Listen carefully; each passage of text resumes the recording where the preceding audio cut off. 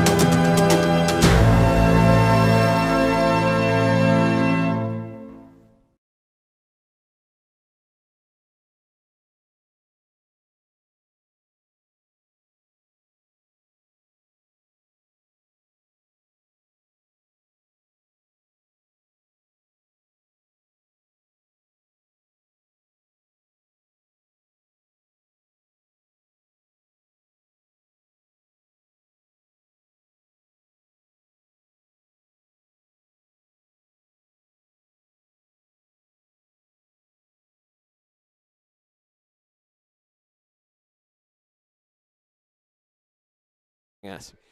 Welcome in. You are looking live here at the field of District 20 Stadium here in Colorado Springs, Colorado for the 5A second round of playoffs. It's the Erie Tigers as they take on the Pine Creek Eagles, and I got to tell you, you're listening to someone who has been to this stadium many times and stood in the student section a lot on cold nights like this. Pine Creek, class of '06, that's me. And a little bit nostalgic coming in as we drove in down Powers and turned into the stadium. Been here a lot. Usually I'm cheering for the blue and green of Pine Creek High School, but not tonight, John. I'm all Erie Tigers tonight, and it should be a good one here in this 8-9 matchup. Yeah, this should definitely be this should definitely be a really good playoff game here tonight. You have the 9 seed coming in to play the 8 seed, and two teams that have been really solid, even though they've faced some adversity against some of these really solid top teams in Colorado. You know, Pine Creek has 3 losses to Valor Christian, Columbine, I believe, or Legend, and I believe Columbine, and then Erie with the Legend and Valor. Valor. Yeah, Cherry Creek, Valor, and Legend. Cherry Creek, not Columbine. And then obviously Erie coming in with those 2 early losses to the current number 2 and 3 teams in the state. So some teams that have faced some tough competition, but otherwise have handled their business and done it well. In fact, you brought up the schedule comparison. I put it up on our screen right there. So it's been a while since since Pine Creek has dropped one. You got to go all the way back to when they lost to Legend. But you look, they were a 7-point game against Cherry Creek. So this is a salty team. It's a new head coach, first-year head coach. Of course, Todd Miller, the former head coach here at the Pine Creek Eagles, moved on last year after many years of building this Pine Creek program into a multi-state championship powerhouse program at the 4A level, and then obviously have been competing at the upper echelon of the 5A level as well. Well, speaking of head coaches, we were lucky enough to catch up with the head coach for the Erie Tigers, Jeff Geiger, earlier this week. And welcome back into our pregame show. We are lucky enough here to be joined by the head coach of the Erie Tigers, Coach Jeff Geiger. And Coach, first of all, it's been a while since we sat down and did this. When you think back real quick and you reflect on last year and what you guys were able to accomplish kind of going into this year and building off of that, moving up to 5A, just overall, what is the state of the program? Where do you feel like things are in terms of your expectations? I think we've grown a lot this year. I think early on, especially playing a couple of the Mount Vistas and the Ralston Valleys, I think we were still trying to find ourselves and see if we can play at this level. And I think as the season went along, I think they've done a good job of getting back in, understanding it's still football, and we're capable of playing with anybody. And I think now we're in a good place. I think the guys have confidence that they can play with anybody, and we get a chance tomorrow night to find out. Coach, it's been a while this season since you guys have faced some adversity. How do you kind of carry those moments, those learning moments with you into now the second round of the playoffs? I think the important thing is that you do have adversity throughout the season, whether it's at the beginning or at the end, that you have it because you can keep reflecting back on it. It's easier to keep the guys' attention if you can bring it up, you can work on it, you can constantly talk about it, so it's there, they felt it. So then you can keep working on it. When you go through and you don't have those moments, that's when it's harder. So I think they've done a great job of responding and learning from our mistakes, learning from those situations, and then now I think we're in a better place to handle those situations. In some ways, Pine Creek and Erie kind of in a similar boat. I mean, Pine Creek had a head start in terms of years in 5A, but a Pine Creek program that was very successful in 4A has made the jump up and hasn't quite been able to punch through. Now you guys, new kids on the block in terms of 5A schools, you're also trying to kind of punch through here to the quarterfinals. When you look at the upcoming opponent, what do you see as kind of the biggest challenge this week? I think kind of what you talked about, they've already been there, done that. For them, this isn't new. I like to think that we also have an advantage because it's not completely new to us either. Playing in the state championship game last year. Now they're kind of the measuring stick right now. Getting a chance to play a program like them puts us in the position to have a chance to show that we do belong. And then because of everything they've done, they probably have maybe a little more confidence right now. Maybe they're looking past us and gives us maybe a little more fuel to go play these type of teams anyways. And now when you get into playoffs, everybody's good. And, we're fortunate enough to be there and have that opportunity this week. Coach, 5A football is a different animal up at the top. If you guys are able to win this week, in all likelihood, you would go on to face a Cherry Creek team. You faced a Mount Vista team this year that has beat up on everyone. What, I guess, in your view and when you talk to the team, what constitutes success for this season? That's a tough one. In the grand scheme of things, you always go into it with the same goal in mind, and that is to win it. And really, if you don't do that, you always feel like there's some kind of a letdown, or it's not where you're supposed to be. And if you don't have that mindset, you're not going to be able to play with those teams anyways. But overall, when we first made the change and the switch, every year it's the same in the sense that you have to be to this point to be able to have the chance to do what you want to do at the end. So success is, for this season, is being to this point, and then you have that opportunity, and then do you seize the opportunity, and then also how you are playing as a team during that opportunity. Everybody is good, so you can go out and play your best game and still not win. But do you go out and play your best game?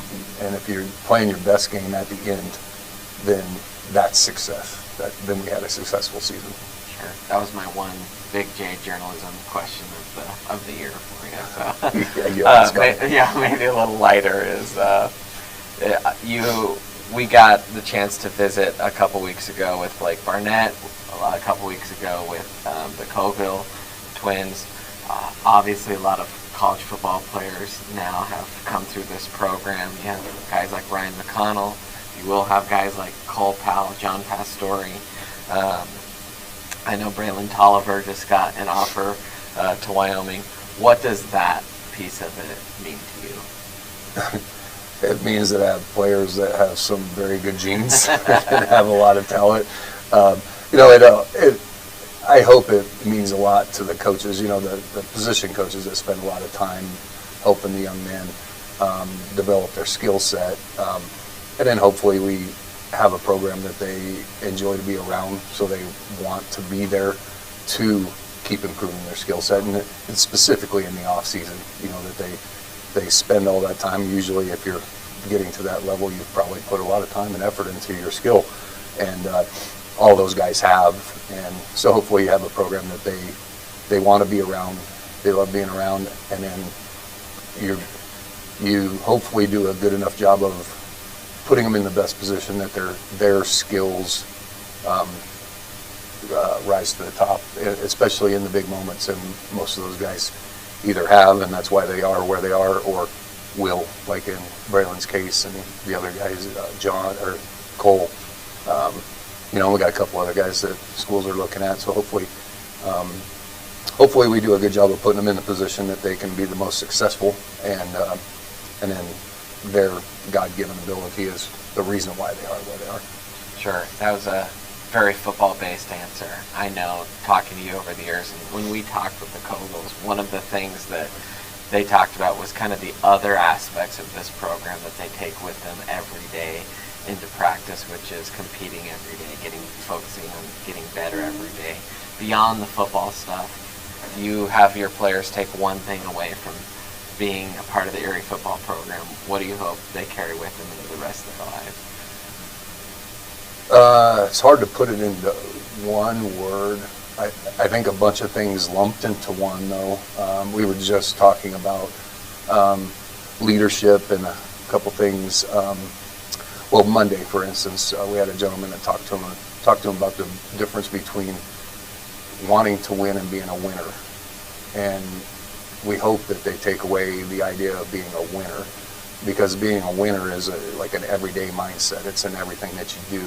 And if you do those things, and if it's harped on enough and you continually have those things, then later on in life you're going to be a great husband and father, son. You're going to do great things in whatever you choose.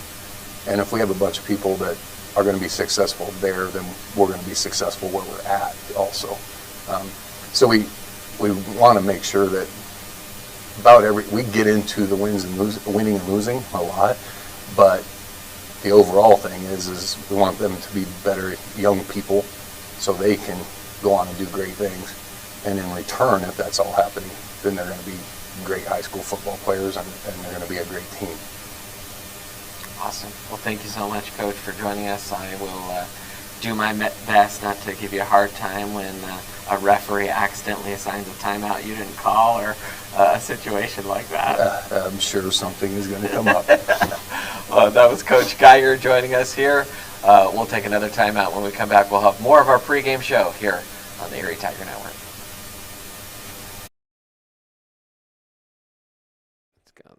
And welcome back in, Erie Tiger Network. Thanks to Coach Geiger for taking the time to meet with us during a busy pregame week. Before we get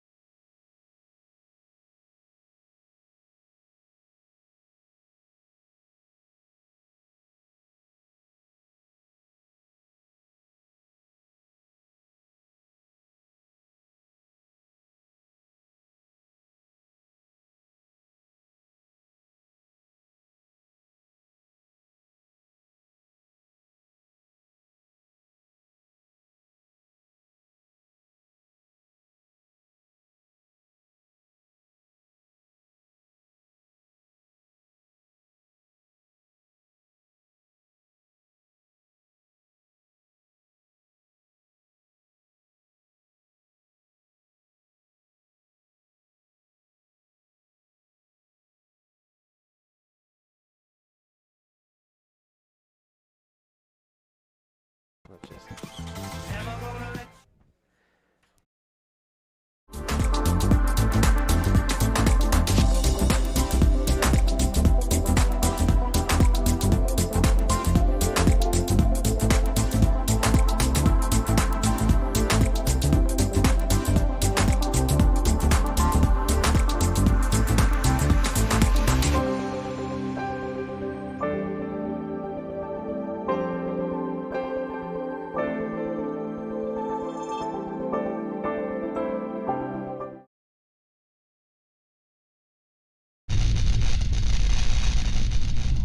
You are watching the ETN.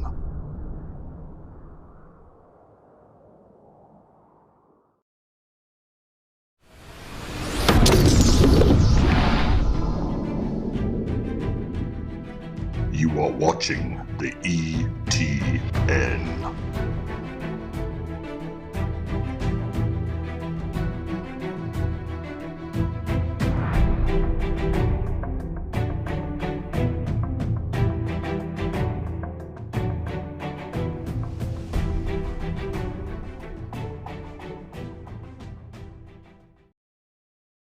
Do you want a better smile, have a broken bracket, or are you a teenager and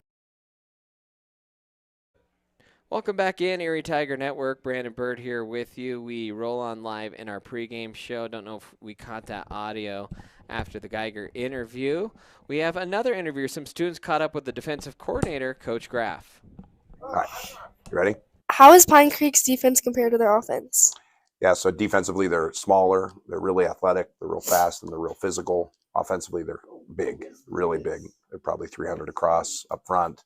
Got a couple of really good athletes, but the strength of their team, I think they would probably say too, is their their defense. Very physical, rally to the ball. Well, they have a great offense too, but they're really, really a good defensive team. Defensively, do you think we have a strong game plan going into this game? Yeah, we put a lot of work into scouting them and feel like we have a good sense of what they're going to do. So it'll just come down to execution, but they have a very talented offense. So we'll have to really play at a high level, but we're definitely prepared. What's been the most important growth you've seen in this team over the course of the season? Our ability to get pressure on the quarterback and stop the run. Our D-line has continued to improve quite a bit, and our linebackers are playing really good. And then our defensive backs have really grown from the start of the year. We were not a good defensive team early in the season, and we're playing pretty good defense now. What do you believe is the biggest key to coming out on top in this game? We're going to have to generate a few turnovers, win the field position battle, and then our offense will have to make a few big plays for sure. Okay. Do they have an offensive weapon you're concerned about? Yeah, they have several, but their wide receiver number 12 is one of the better wide receivers we've played against all year. A real talented kid. So yeah, he would be our big concern. Their quarterback's a real dynamic weapon too. Right. Their quarterback is known for being a good athlete. How do you plan to contain him offensively? Yeah, we have a couple of kids who are going to spy him every play. Main thing is to keep him in the pocket and not let him get out and scramble, because once he gets out in the open field, he's too dynamic for any of us to tackle one-on-one. So we've got to keep him in small spaces. Who are the leaders on your team, and how will they be responsible for keeping energy high if Pine Creek gains momentum? Well, defensively, our leaders are Carson, Hagman, Gio, Giampietro, and then in the secondary, Dylan Firebaugh. And they have to keep the communication going the whole time. And then I know on offense, probably Ronan, Cole Powell, people like that, and they do a great job on that side of the ball. I'm not worried about that. But for us, defensively, it's got to be communication constantly, every play. Okay, pause it. So, Graf, how have you guys grown over the season? At the beginning of the season, we played a totally different kind of defense that we play now. We've literally had to change the structure of defense that we played. We were a 3-3 stack defense at the beginning of the year, and now we base out of a 4-3, and the kids have really handled that well and adapted to the changes that we've had to make, which is a testament to them and their flexibility and to the coaching staff. So now we play with a lot more guys in the box to stop the run, try to get pressure on the quarterback. And then that's put our DBs in tougher situations to where they've had to cover guys one-on-one, play a lot more man, and they've really risen to that occasion. And so I think that growth from trying to play an odd to an even defense and then having the kids execute that, because we trained all off season to play our 3-3 stack. And so for them to show the flexibility and the ability to change when we thought it was necessary was very impressive to me, and is a testament, I think, to the leadership that we have on the team and in our coaching staff. So, Graf, how have you guys grown over the season? At the beginning of the season, we played a totally different kind of defense that we play now. We've literally had to change. All would be Luis Portillo and Aiden Arnold, both become outstanding players for us. I think Aiden's probably started every single game this year, played well every game. Portillo, outside of a couple weeks where he was injured, has played every year, or every week, I should say. And then obviously we have Gio and Gabe, who are real dynamic athletes for us. Then at linebacker, we knew what we had in Carson Hagman, who's our best overall player, obviously. But then the growth of the two outside guys, Kyler Campbell and Lincoln Hagman, has helped our team a lot as well. As they've grown, we've gotten a lot better defensively. And then in the secondary, we've had some kids really step up. So Steven Staff, Ashley Pierce, then Owen Collard have all really, really grown. Those were guys who didn't play last year varsity football at all. And so they've gotten a lot better as the year's gone on. We knew Dylan Firebaugh was kind of similar to Carson, and that we knew he was a good player going into the season, and he's continued to get better as well. But we have a core group that they've gotten better from week one to now. Every single one of those kids has gotten a lot better as the season has gone on. Right. So all would be Luis Portillo and Aiden Arnold, both become outstanding players for us. I think Aiden's probably started every single. And welcome back in Erie Tiger Network as we roll on in our pregame show. Students did a really good job this week of preparing for this game on short notice because we weren't sure if we were going to be able to broadcast this in the full way we wanted to or not. And we also had some students catch up with the defensive back, Tyler Muir. What's your game plan when it comes to covering the opposing tight ends or running backs in the passing game? They have a formation called sniffer back where the running back is behind the offensive line. That's very dangerous for our kind of defense, but we really need our linebackers to step up and get into coverage so they can cover them. They have a really aggressive running back, and he's going to run hard, so we need to do the same and make sure we're in great coverage, and I can trust our linebackers to do the same. What's your mindset in terms of taking control of the game defensively when things are close? Defense is a really important aspect in a close game because one turnover and it can flip the entire vibe of the game. Like, it can give energy to our offense. If we get a pick or a sack or even a fumble, like, that just gives our offense such a high in going into the field, and hopefully can capitalize off of it. What do you feel is Erie's biggest advantage in this game? Erie's biggest advantage is just our mentality and our focus. Pine Creek has been kind of looking past us, thinking about just easy win, and they're going to be very upset when they don't get that easy win. Okay, pause that. Okay, what's the biggest challenge you expect to face against their offense, and how do you plan to handle it? Their biggest accomplishment is their quarterback to wide receiver. They have a really good wide receiver, and we're going to have to step up as DBs and really make sure we cover them because their offensive line is decent, but we don't really feel like they're that big of a challenge, and their defense is mediocre. With this being a playoff game, how much more intensity do you feel compared to a regular season game? We've done a lot more practicing. We started doing morning film sessions just to prepare for playoffs because playoffs is a big deal. Like, if we lose, it's over. Season's over, go back home. What has Coach been emphasizing this week in practice to prepare for a team of this caliber? He's really been emphasizing working on ourselves, playing our game. This is a team that can get us out of our zone and start playing their game, and that's how they're going to beat us. So we really need to make sure on playing our game, playing smart, and winning the game. How do you balance being aggressive while making sure you don't give up a big play? Sometimes it's hard. You got to read your keys. You got to do what your job is. You got to rely on your teammates to do their job, be in their position where they need to be, and really just make sure that you're doing your job so you can complete the team as a whole. In close games like this, how crucial is it for the defense to make a big play? Defense is always important. Games like this, it's even more because we need to stop them. Our offense is going to do their job. I know that they're going to score points and they're going to put as many as they can on the board, and we're just going to have to make sure they don't do the same. What's your mindset going into tomorrow? My mindset is take the opportunities I get. If I get on the field, try my hardest, do my job. Other than that, it's just helping the team out as any chance I can get. Okay, stop there. Am I looking at you or the camera? The camera. Yeah. All right. Yeah. Okay. What's the biggest challenge you accept? Restart. 3, 2, 1, go. What's your process for studying film on the receivers, and how do you adjust your coverage based on what you see? It's based off formation, and it's based off tendencies. So when we have 2x2 or trips to one side, that can really give an aspect to our defense and tell them what they're going to run. They have one really good receiver that we need to be covering at all times. Other than that, it's just reading keys.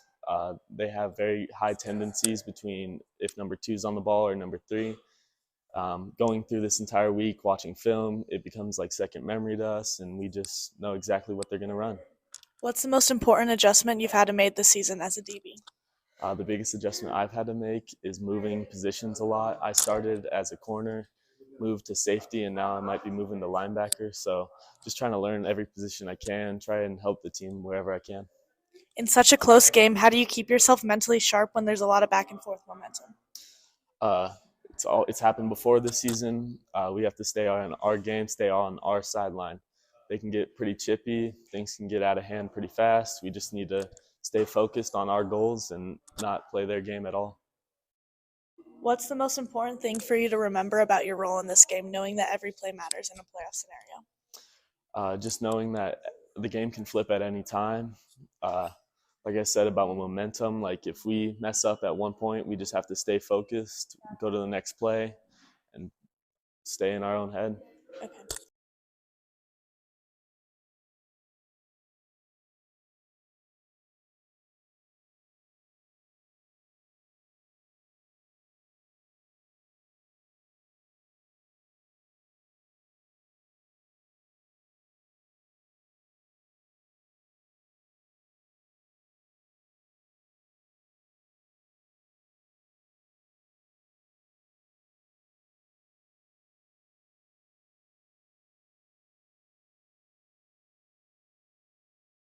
Need of some braces? Then make your way down to Caraway Orthodontics. They are located in Louisville and Erie. Caraway Orthodontics supports Erie High School and its community. Come in and gain a beautiful smile for children, teens, and adults. They also provide Invisalign. Call this number 303-828-0454 or go to carawayortho.com. You know that feeling you get when your life is about to change? It's terrifying, sure, but isn't it exciting? You may not know with certainty what lies ahead, but that's what makes life, well, life. And even when the scene in the rear view is hard to leave behind, take a deep breath, hold on tight, and remember, there's no better way to move than forward. Jeff Foxworthy here. You know, if you've ever found yourself repeating the same thing for 75 years, you might be Smokey Bear. Only you can prevent wildfires. Well, thing is, there's a lot more to say. Like if you've ever found yourself burning yard debris and then walking away, well, you might be starting a wildfire. So for the love of the outdoors, go to SmokeyBear.com to learn more about wildfire prevention.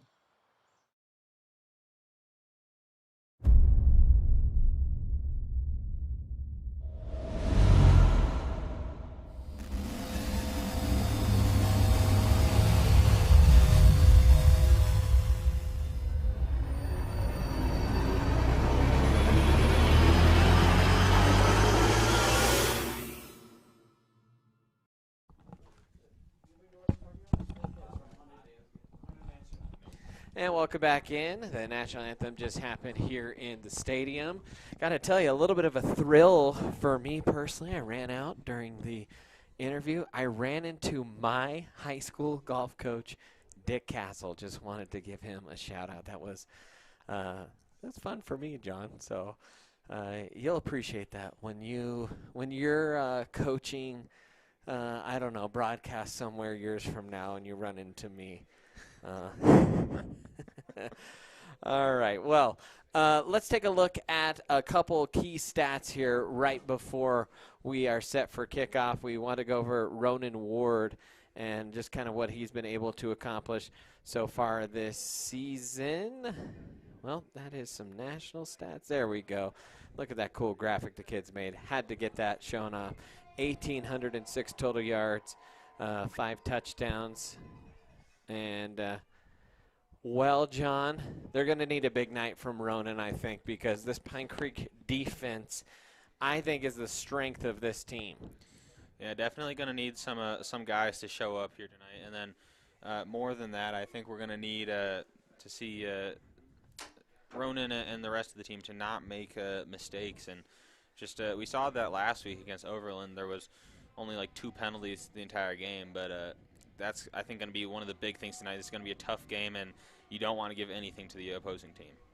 So the Tigers will kick it off. Pine Creek wearing their green uniforms with white helmets and white pants. The Tigers wearing black pants with orange crowns here tonight. It's been 18 years since I've been here, and people used to use terms like, I don't know, what was it, cotton-headed ninny muggins was in vogue because of Harry Potter, and I don't know, it's a fun feeling here to see this one. Here we go. The Tigers will kick this one off end over end, and this will be taken from the 2.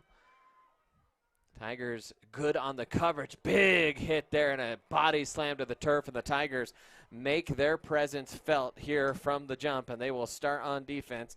And this Pine Creek team is good. They're led by their quarterback, Cameron Cooper, but who you really got to watch out for is their receiver, Elijah Roy. Yeah, and this is an Erie defense in the back half of the season that's been very good. So I think using the momentum that they've built up is going to be really important, and then just staying disciplined and sticking to what they've been doing all year, stopping that run, and just reading everything really well. So 1st and 10 for the Eagles. Out of the shotgun is Cooper. He'll send a man in motion. Play action, looking deep. They're trying to hook up. They've got a man wide open, and it's Roy. And the Tigers felt like they could not afford that Pine Creek would be going deep a lot, and on the first play it stings them. Yeah, and I know that was something we talked about a lot earlier in the season, and we haven't had that gotten broken out on the Tigers since then, but obviously something that the Tigers weren't super prepared for, so going to need to watch that as this game goes on. 56 yards from Cooper to Roy on the first play of the game.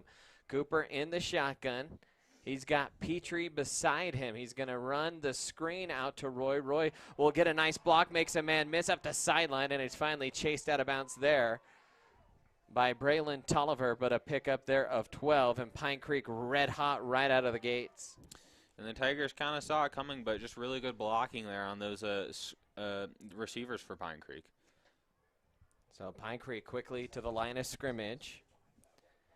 Cooper, he's going to hand it off up the middle. Tigers read that pretty well, and that was, I think, Braden Powell in there that corralled the ball carrier after a gain of only a couple. That was Xavier Lukes on the carry for the Eagles.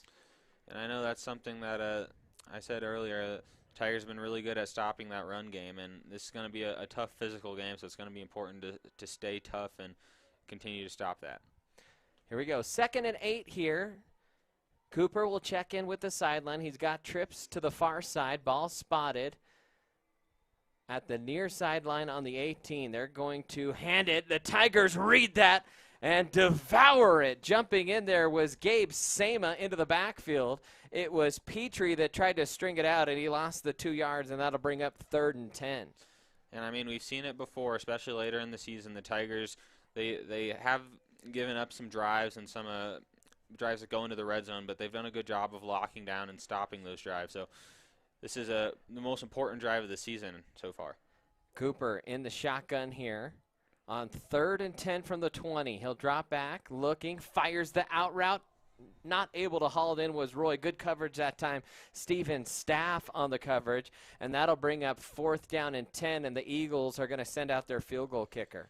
And I mean, what a way to respond. You let up a big play on the first drive, but then 3 and out after the second play there and in the red zone. So really good response by the Tigers defense to force a field goal. Jesse Perry, the kicker here for the Eagles. This is going to be an attempt of 32 yards. We saw him trying these 32-yarders exactly in warm-ups, and that one is up, and it is no good, wide left. So the Eagles, on their opening drive here, they go 56 yards on the first play, 12 yards on the second. They were marching down the field, and they come away with no points. And I mean, now the offense is pinned deeper than we've seen them for most of the year, so it's going to be important for the Tigers to be able to put some good plays together here and get the ball moving down the field. So that first drive, 72 yards, but empty on the points. And now the Tigers will come out on the field. Ronan Ward will lead his troops out there. It'll be Tolliver to start here on this one. No Gavin Lusk tonight for the Tigers. There's the snap, the give. Tolliver cuts in the hole, trying to bounce to the outside. He'll twist his way forward and be wrestled to the turf out across to the 21-yard line. A pickup of 1 on the play. It's definitely going to be a tough game, and we've seen the Tigers line has been able to kind of have their way with the opposing defensive line, and tonight it's going to be a little bit harder, so I think we're going to need to see a little bit more work from the running backs here to make something happen. 2nd and 9 for the Tigers. They'll come out wide in the formation here. Ronan with the defense moving around. This defense is smaller, but they are fast and they are physical for the Eagles. We thought we might have a low-scoring contest tonight. There'll be a keeper there by Ward, a little bit of a seam and a good recovery there to make the tackle, but Ronan Ward pops it for 11 yards and a first down. And that's one of the plays that we've been praising all year is the read option for Ronan Ward. He's almost always makes the right read. The only games we've seen some struggles there have been those 2 early in the season, and then against Broomfield, they did a good job of shutting that down. But that's where Ronan gets a lot of his rushing yards, and it's been very effective. 1st and 10 here for the Tigers out at the 32. Ward adjusting the play. Tigers crowding the line of scrimmage, showing some blitz. They're going to hand it to Tolliver. He stutters in the hole, tries to cut back into the teeth of the defense, and he'll spin his way forward after a pickup of 4. They might have given him 5 yards on that first down carry. And I mean, we've gotten kind of used to these big explosive runs from Tolliver, but runs like that are just so helpful. Getting that 5 yards to start off the set of downs is really huge to make it just a lot easier going forward. Full moon night here at District 20 Stadium in Colorado Springs. Ward in the shotgun. He's got trips to the far side. He's going to fire the quick pass and a little bit on a different page there. I believe was Gabe Sama from Ronan Ward. I think Ronan thought he might break out and just missed his target, and that'll bring up 3rd and a long 5 here for the Tigers. And just a little bit behind Sama there, and we haven't seen the Tigers' pass game be very involved in the last couple games, so I think it's going to be important tonight to get that going to not make the game so one-dimensional. 3rd and 5. Ward in the shotgun. He'll motion Tolliver. Eagles showing pressure. Ward's going to get it. He fumbled it in the backfield, and the Eagles jumped on it. He tried to bury it in the chest, and it was just a missed exchange, and the Eagles will have excellent field position from the Tiger 32. I mean, that's just the mistakes that you cannot afford in a game like this against a good team in Pine Creek. Now you're putting the defense in a tough spot, and you're just asking them to do something that they just did, but it's just a really tough spot for the defense. So the Tigers backed up here. We'll have to once again rely on some red zone defense or near red zone defense. It's the quarterback keeper out on the near side. Tolliver will chase the ball carrier out. A little bit of aggressive play there by Donovan O'Brien, and then Donovan chest bumps the quarterback. He's going to get the penalty. He pointed to the quarterback, but Donovan, that's on you, buddy. Got to fix that. Cannot have that in a game like this. I mean, first the fumble and now a penalty. You just can't afford to give them more than what they're getting. So they are going to, I believe, they're going to call unsportsmanlike on Erie, and that's going to be a 15-yarder. And if anything, you were hoping that it might be a dual unsportsmanlike, but I think that was the correct call ultimately.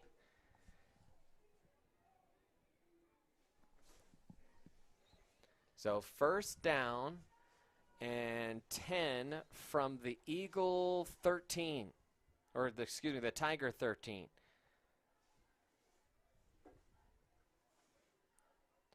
Cameron Cooper checking into the sideline. Now he'll almost lose the ball over his head. Fakes the pass. Will take it on the draw and finally swallowed up there by Carson Hageman. But that was a gain of about 8 yards there for Cooper. And another flag coming in late. Couple flags flying in there. Some in the box were signaling for a flag to be called, so I'm not 100% sure who that's going to be on. I didn't exactly see it. It looked like everyone piled into a mass, and then 2 flags came out. So some of the Eagle players are holding their arms up like it wasn't me, and usually when you do that, it's probably you. And it will be an unsportsmanlike on Pine Creek. So that is going to back them up from the spot of the foul. And that'll make it second down. So that was after the play. So that'll back up the Eagles outside of the red zone to the 21. They got to get a first down inside of the 4. I mean, now if you're the Tigers defense, you got to take advantage of the mistake here.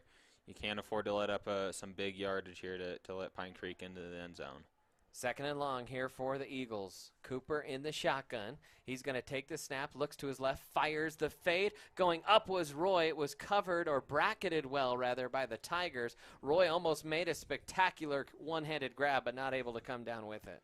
Yeah, really solid coverage there by the Tigers to force a really tough catch, and then just not able to come down with it is Roy. So, and I like to see the two Tigers over on that really good receiver from Pine Creek. Yeah, kind of some bracketing coverage there. You have O'Brien there underneath, Tolliver over the top. That's 2 pretty good athletes covering a really, really talented receiver in Elijah Roy. Tigers are going to drop into some softer coverage. Here comes the pressure. The ball's on the turf. Did the Tigers jump on it? Gio Giampietro was pumping his fist. I'm not sure who ultimately fell on top of it. And they will say, at least the Tigers are saying it's Erie ball. Some Eagles down there, they're pointing in their direction. We'll see what the Zebras have to say about that. And they will call it fourth down. So the Eagles did jump on the ball there, and they'll stay in field goal range. And stepping up in the pocket was Cooper, and it was Gio Giampietro. No, it wasn't. It was Gabe Sama that punched that ball as he passed on by, and so they'll send out the field goal unit for the second time tonight. I mean, what more praise can you say for the Tigers defense? They allow the Eagles to get into the red zone twice, and 2 times they stand strong. A 40-yard attempt from between the hashes. Snap good, hold good, kick is up. It is not long enough, and the Tigers have held twice in the red zone here against the Eagles. 2 big stops for the Tigers. And I mean, the Tigers defense has been the key to a lot of their wins, giving the offense some short fields and just holding the opposing team to little to no points. And now if you're the Tigers offense, you got that first down, but and then immediately turned it over. So you got to get some momentum going here if you're the offense. So the Tigers will come out. They had a couple first downs there, and then that fumble on 3rd and 5. Ward in the shotgun. He's got dual wideouts to each side. Takes the snap, runs read, gives it out to Tolliver. Tolliver trying to string it to the outside, breaks 1-2 tackles, and is finally ridden down from behind. Pretty good tackle on the play there by Jared Ibarra after a gain of about 4 there for Tolliver. I mean, a really good job there by Tolliver. Shakes off one guy and then a strong stiff arm to elongate a play that could have gone for either a loss or no gain into a 3-4 yard pickup. So the Tigers here. Ball spotted at the near hash. 2nd and about 7 here. 6:36. No clock. I'll try and remember to repeat that a few times here. Give in the teeth of the defense, and the Eagles defense collapsed that hole, and nowhere to go. Maybe even a loss of 1 there for Tolliver. And it looked like Ronan Ward maybe just held on to it for a little bit too long and let the defense collapse in a little bit too much there on Tolliver.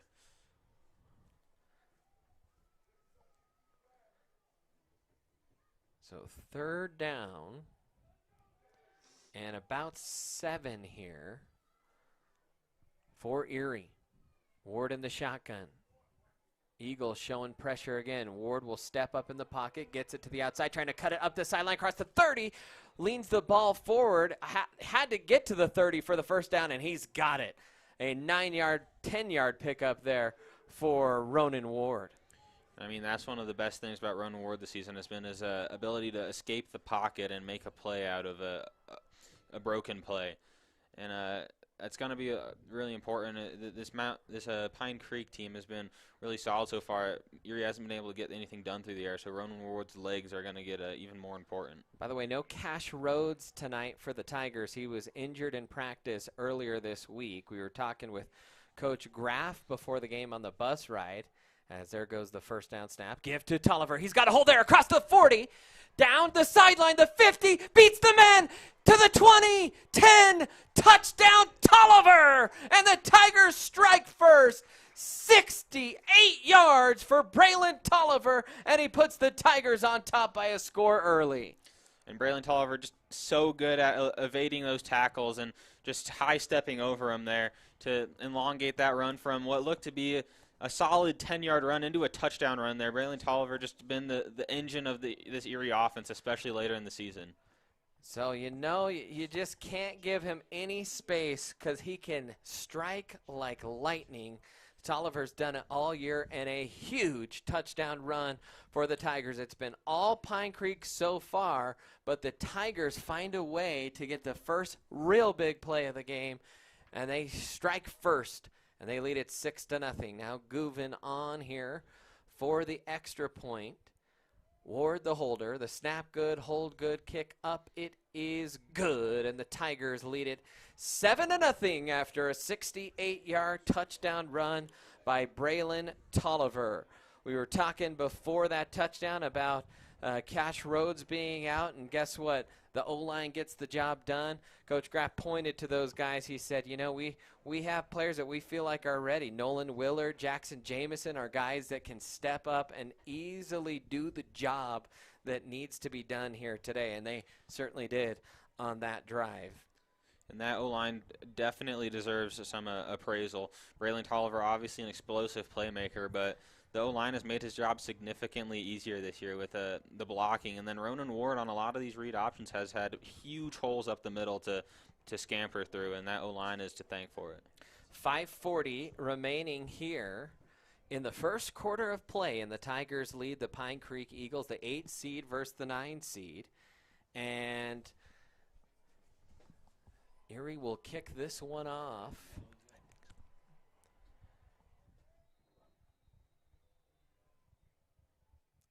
We might be able to have Megan pull up an iPad and do that from an iPad. Give me just a second here. We'll do that between the quarters if you want to manually do it for now. So Gouvin will kick this off. We're trying to, our scoreboard has to be manually updated here on the road. So just a little refresh crash course. But it is 7-0 Tigers here in the first quarter, 5:40 remaining in this one, and unclick that. And then you're going to right click and go title editor. Right click on the right side of that, click that, which is going to be So here we go. Pine Creek back out on the field. They're going to run Reed, a keeper there by Cooper, out into the open field, tries to stutter, makes a man miss. He's up the sideline across the 30. Big play here for Pine Creek across midfield, and Tigers trying to get him. The last man standing there for Erie does pull him down. That was Lincoln Hageman way back there, but a huge run for Cooper in that running game for the Pine Creek Eagles. And they will have this right back to where they have been all game long so far, John.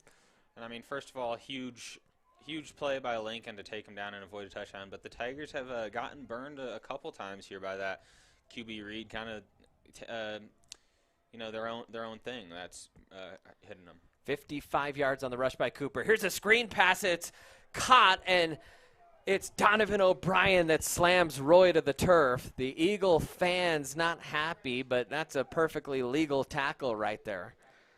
And a loss on the play. I think it's really encouraging to see against a higher caliber team here in Pine Creek. The Tigers still doing a good job of reading that screen and jumping on the receiver immediately.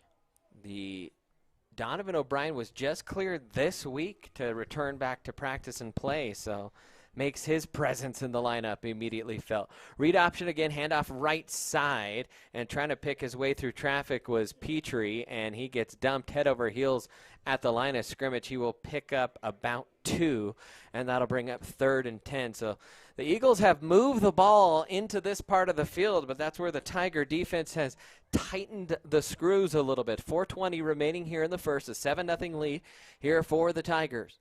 It'll be 3rd and 10 for Cooper from the shotgun. He's got 4 wide here in the formation, including Roy out wide on an island. There's the snap. He's looking for Roy, the quick turnaround, and they're on different pages, and that will fall incomplete. And the Tigers, once again, they get stung by a big play, but they have held Pine Creek for 3 straight, and Pine Creek now out of field goal range here. They're going to go for it on 4th and 10. Yeah, how about this Tigers defense? They've let up some big plays, but the response has been huge every time, holding them to 4th and long every single time and just forcing an uncomfortable play here. There's the high snap.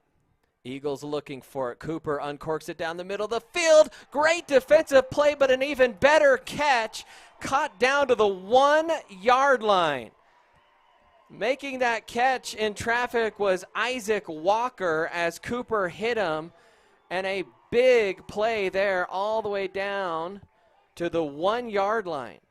I mean, good coverage on the play by Erie, but just a really well-placed pass and a good catch by Pine Creek. Pine Creek knocking at the door. 3rd trip in the red zone. Hoping that 3rd time is a charm. They'll be in the Wildcat formation. They'll punch it straight ahead and into the end zone. Go the Eagles, and they are an extra point away from tying this thing up. We knew this was going to be a tough, close battle here tonight. So, I mean, so far we've seen Erie do a good job of responding to adversity. So you'd like to see the offense come out here and respond and get a nice drive again. And the defense, you'd really like to stop letting up such big plays. That's really what's been burning us so far. So out to kick the extra point here for the Eagles to tie this up is Jackson Romero, and that is up, and it is good. So with 3:28 left, we are all tied here. And Pine Creek a little bit like Princess Jasmine there. They had 3 wishes, and finally the 3rd one came true. I mean, for the Erie defense, outside of those, there's really been 4 plays for Pine Creek. They've had 4 big plays that have moved the ball down the field, and then of course that last one put them right on the 1-yard line. So if you're Erie, you really just gotta lock in on those deep passes, and then the read option for the quarterback has been working, which is kind of what we see Ronan Ward do a lot of. Tigers 160 yards in this first quarter so far. So, and it's either been feast or famine for them so far. It seems like every play is going under 2 yards or over 20. So the Eagles set to kick this one off kind of in a little bit of an onside formation, or rather pooch kick formation. The Tiger deep men are standing near the 20. It is a pooch kick. This is going to be taken at the 30, and weaving through traffic is the Tiger return man there, and I'm not quite sure who caught that one out there on the far sideline, but good field position for Erie up to the 40. I mean, I think if you look back through the Tigers games, this is about the deepest that they start most of the time is the 40 or 35 yard line for this offense. So maybe they're a little bit more comfortable starting with a bit of a head start. So 1st and 10 here for Erie. They've got trips to the near side. I think that's Owen Collard soloed up top. Pine Creek trying to show blitz. They'll throw the slant, and just a touch high for Sama was Ronan Ward. That was almost intercepted on the redirect. And, man, Sama had a clear path, had that connection worked out for the Tigers. Yeah, and I mean, that's something that we've seen work earlier in the season. So just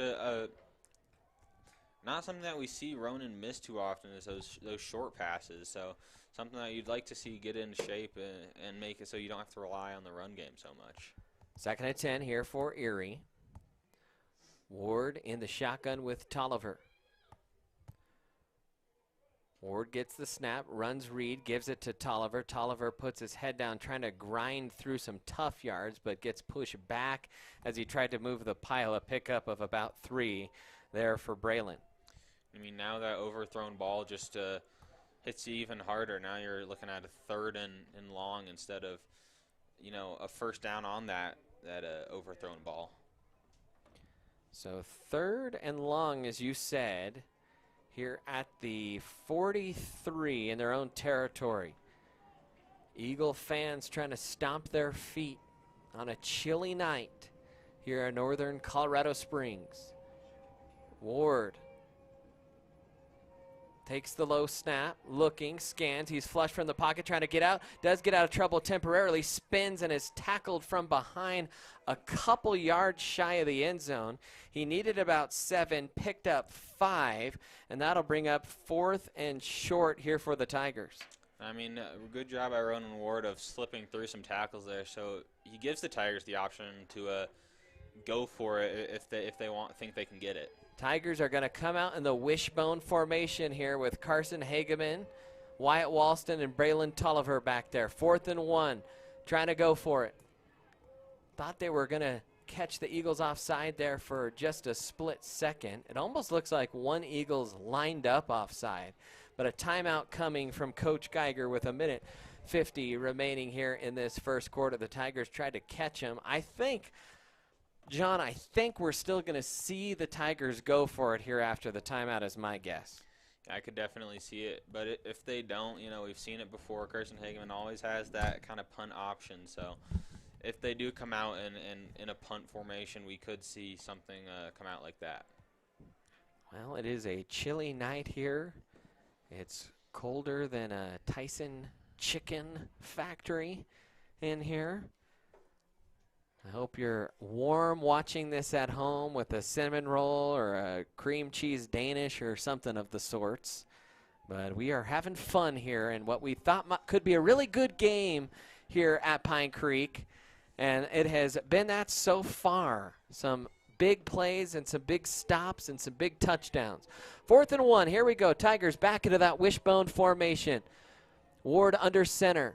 He's going to take it, turns, hands. Tolliver is tackled. He tried to spin on top of a Pine Creek Eagle, and I think he's going to be short. He was hit in the backfield, and it will be a turnover on downs for the Tigers. And, John, that little wishbone play has kind of struggled in short-yarded situations at times this year. Yeah, and I'm wondering if you just go for a QB sneak there? Do you have it? Because the initial push from the Tigers seemed to work pretty well. It's just they handed it off to the very last guy, and I think that gave Pine Creek enough time to kind of work into the backfield there. So I'm interested in kind of if a QB sneak would have been better there. So the Eagles will take over on the Erie side of the field. Snap, fake. Cooper throwing on the run, has a man bobbled but hauled in, and out of bounds across the 40, nearing the 35, well, down to the 36-yard line. A 13-yard pickup from Cooper to Isaac Walker, his second catch of the night. I mean, a good job covering everything except for that one man. And then, you know, once the catch is made, the Tigers did do a solid job of corralling them and not letting up anything bigger down the field. So Pine Creek on a fresh set of downs here. Cooper in the shotgun. He's going to run read. He keeps it himself, trying to get outside. Hageman did a good job holding the edge while his brother Carson came and finished the job there. And a pickup there from Cooper. Decent gain there on first down of about 4, maybe 5 yards. Cameron Cooper has led the way on the ground so far. 68 total yards for him on only 3 carries. The Eagles only have 75 rushing yards, so it's been all Cooper. You know, those read option plays have been working really well for Pine Creek. 48 seconds left on this first quarter clock here. Cooper will send a man in motion. Takes the snap, looking right, and he gets away from some pressure. Now throwing against the grain, has a man running across the field, stopping, spinning inside the 20, and that was a long developing play, but it worked out. A pickup there of 13 yards from Cooper to his receiver. I mean, everything was really well covered. It was just the extra time that Cooper created allowed the receiver to break away, and then just a good throw across his body to get that throw. That was Connor Srallman. 13 seconds left here in the quarter. Snap, keep by Cooper, trying to cut it back into the teeth of the defense. The Tigers better that time at bottling that up after a pickup of 2, maybe 3 yards. I mean, the Tigers have been good at pulling the runner backwards. They've really done a solid job of. That's going to be it for the first quarter. 7-7 the score. While we have a moment, we wanted to make sure we had time to get our reads in for our sponsors that made this broadcast possible. So definitely be sure to thank these people. Otherwise, we wouldn't be able to broadcast this game here tonight. We have Jen McGurk of Jen Realty. She's been an Erie resident and specialist since 2005, a proud supporter of Erie Athletics and loves being your hometown realtor. She says, go Tigers. This game is also brought to you by the Matt Powell team at Luminate Home Loans, an amazing experience that you can count on anytime. Trust the professionals with the largest loan product mix in the industry with your single biggest asset, your home. Go to mattpowellteam.com. Golden Ember is your local salon in downtown Erie. They're a community of talented hairstylists committed to their craft to bring you the best personalized hair color and cuts. And of course, MetaMasters Foundation is a grassroots 501c3 nonprofit based in Erie, founded by an Erie alum, dedicated to helping the people of the Erie community and students at Erie High School. They support Erie Uplink, the Erie Food Bank, the Rise Against Suicide, Erie High School Education Foundation, of course, Erie Athletics. So start of the second quarter there, and the run in the middle, it does not get much. A pickup there of only about 1 on the play. And outside of those read options that typically go to the outside, the Tigers' run defense has been very good so far tonight. So third down and long here for the Eagles, but they're kind of in that 4-down territory for them. There's the snap, the pass, almost knocked away, almost caught, and a lot of almost there, but in the end it's incomplete. Yeah, I mean, oh, wait, that's a different quarterback that threw that. That's Brady Walden. I don't know if Cooper got shaken up on that run play or they bring Walden in for certain situations, but he's the one that threw that. Yeah, and I mean, the Pine Creek quarterbacks have been really accurate so far. They've done a very solid job of delivering the ball like in an area that the receivers can try to make a play on it. So another field goal attempt here for the Eagles. This one from 33. The kick is up, and it is good. And so they switch kickers. That one is Jackson Romero, I believe, that kicked that one. And he's able to squeeze that one in. And the Eagles had been a little bit snake-bitten before that made field goal, and it is now a 10-7 Pine Creek lead. But I tell you what, the Tigers have let Pine Creek inside of the 30 4 times tonight. 4 times? 5 times? 4? I think 4 times tonight, and Pine Creek only has 10 points to show for it. So if you're Erie, more than anything, you need your offense to at least give your defense some room. Yeah, and I think the main problem right now has been the short pass game has not been able to do anything. If Ronan Ward can deliver some of those balls into those receivers to just get the passing going a little bit, I think that's going to help the Tigers out a lot. And, I mean, we've seen Donovan O'Brien is back tonight, at least on defense.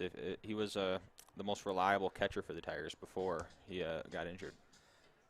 So another kickoff. By the way, that's Ronan Ward and Carson Hageman back to return the kick here for Erie. And they are standing around the 20. So Tigers should have solid field position.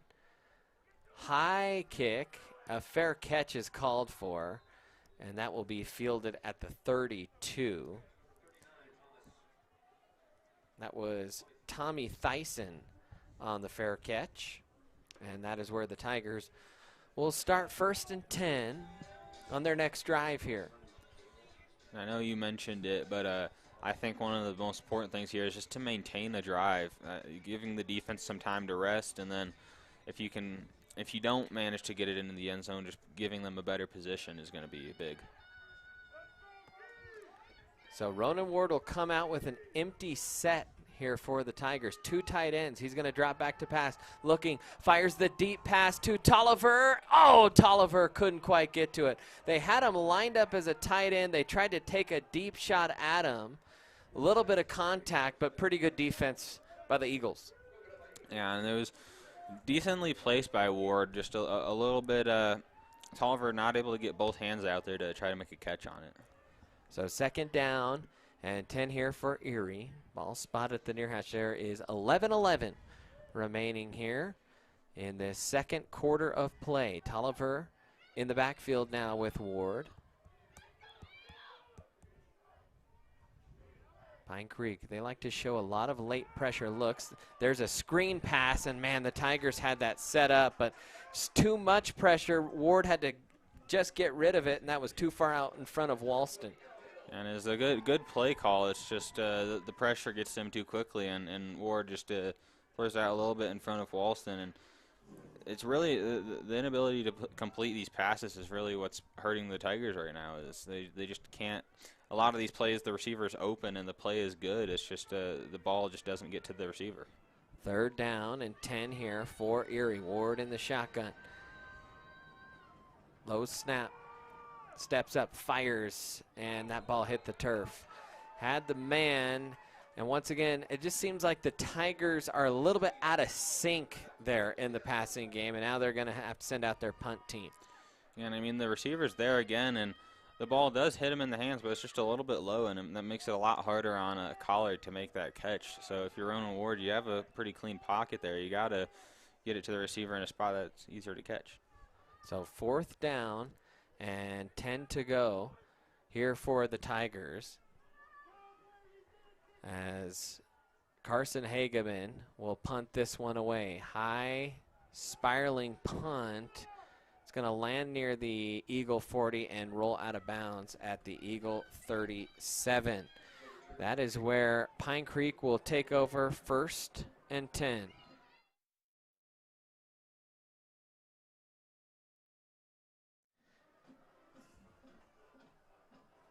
So 1st down for the Eagles, and man, this is could be kind of a dicey spot in this game. Obviously, even if Pine Creek score, this game isn't over even by a long shot. However, if you're Erie, I think you gotta try and re-seize some momentum by coming up with a stop. They have been gashed by some big plays on this side of the field for Pine Creek. Cooper back out there. He's going to keep it himself, and he is lassoed, and they might have thrown a face mask there. There's a penalty flag down. Sometimes when you see a player go one way and he immediately stops his momentum and the flag comes out, you might see a face mask or something. The officials are going to chat this one over, and they're already looking at the Erie numbers, and so for some reason the Tigers, they just want to play defense on their side of the field. And so a face mask is the call. And that will move the ball to the Erie 43-yard line. So 1st and 10 here for the Eagles. Cameron Cooper back out there. He missed a play at the end of that series. Sends a man in motion. It's bobbled back there, but that almost got the defender to stop in his tracks, and then stringing it out was the ball carrier. That was Caleb Petrie, and he picks up 11 yards. And I mean, a solid play by Petrie there. Bobbles it, but reels it in quickly to stretch it out. So 1st and 10 here for the Eagles. Pine Creek on the move again. They have moved the ball pretty well tonight. 206 yards now with 10:13 remaining here in the first half. Trips to the far side. Cooper will check in to the sideline. Takes the snap, runs it over the right side, makes a man miss, dashes to the outside again, and finally shoved out of bounds by Ashy Pierce. And that will be a pickup there of 9 yards. I mean, this is where the Erie defense has been solid tonight. Unfortunately, once they get close to the end zone is when they've been able to lock down a little bit. Yeah, we'll just tell them that Pine Creek's in the red zone next time Pine Creek starts the drive on the other side. Empty backfield again for Cooper. 2nd and 1. Looking. Fires off his back foot. Wide open was his intended receiver, and he hit him for a touchdown. It's Cooper to who else? Roy on the touchdown. 23 yards. I mean, it's just been the story all night for Erie. Those short yardage plays, they've been able to be very effective at stopping them. But whenever the Pine Creek puts the ball in the air down the field, it just isn't covered well.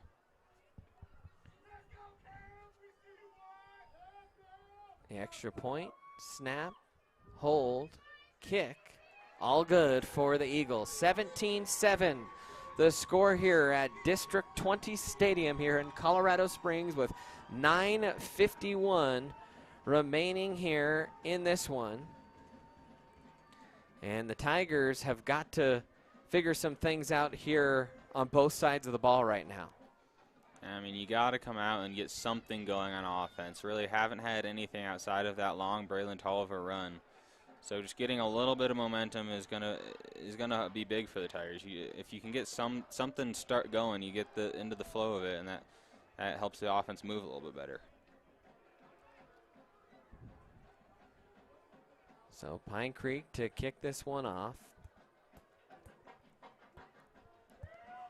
Tigers with the numbers on the side of their helmets. That didn't start till the late aughts here for Pine Creek, around 2007 or so.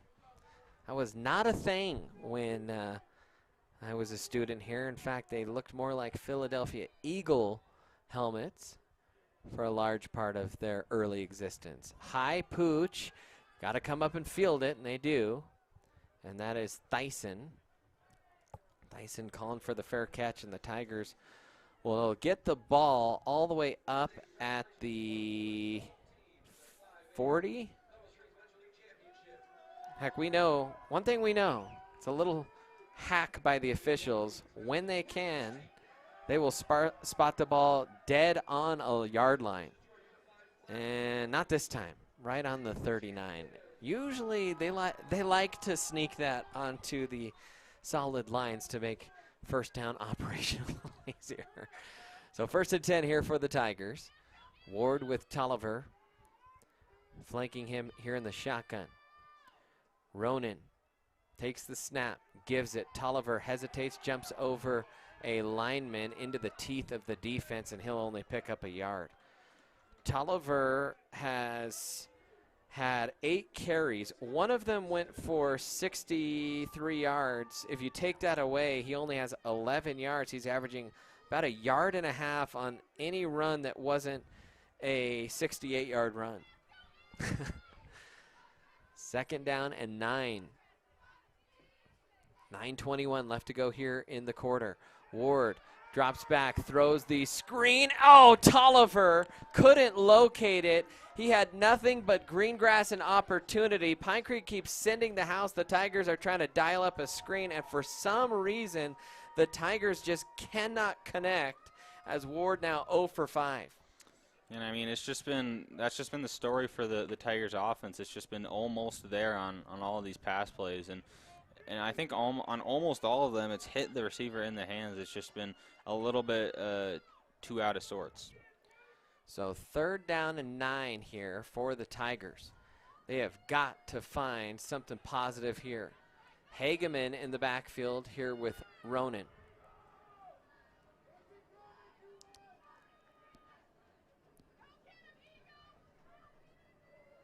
Ronan takes the snap, fires the fade route, had a man, but overthrew him.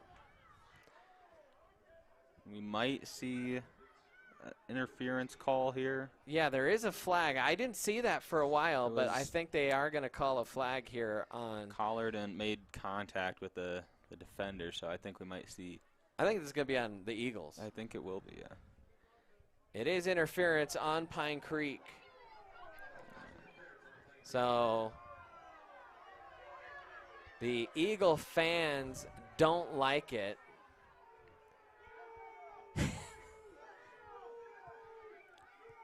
But I mean, if you're the Tigers, you take anything you can get, and you gotta capitalize and use what you get to get something going here. And this will be a 15-yard variety. The Pine Creek admin trying to get the parents to settle down a little bit. Of course, we know nothing of that in Erie. We never see Erie parents get upset, so why should Pine Creek parents get upset? All right, 1st and 10. The Tigers will certainly take that one. Much needed breath of new life for this Tiger offense. Ward in the shotgun with Hageman. Gonna give it. No, it's a fake, and he throws it up, and a drop there by Firebaugh. And the Tiger offense, quarterback, receiver battery has been diffused, to say the least. I mean, that time Firebaugh makes a good play, jumping up and getting his hands right on the ball, and then he catches it, and then it almost just looks like it just like pops out of his hands. He looked like a defensive back there. Yeah, it looks like he just trying to bat it down almost. So 2nd down and 10 here. Tigers quickly trying to get to the line of scrimmage here. They'll get set. Pine Creek was out of sorts. So were the Tigers, though, and the Tigers are the ones that are going to call timeout. So timeout, Erie. We will step aside, take a quick commercial break here on the Erie Tiger Network.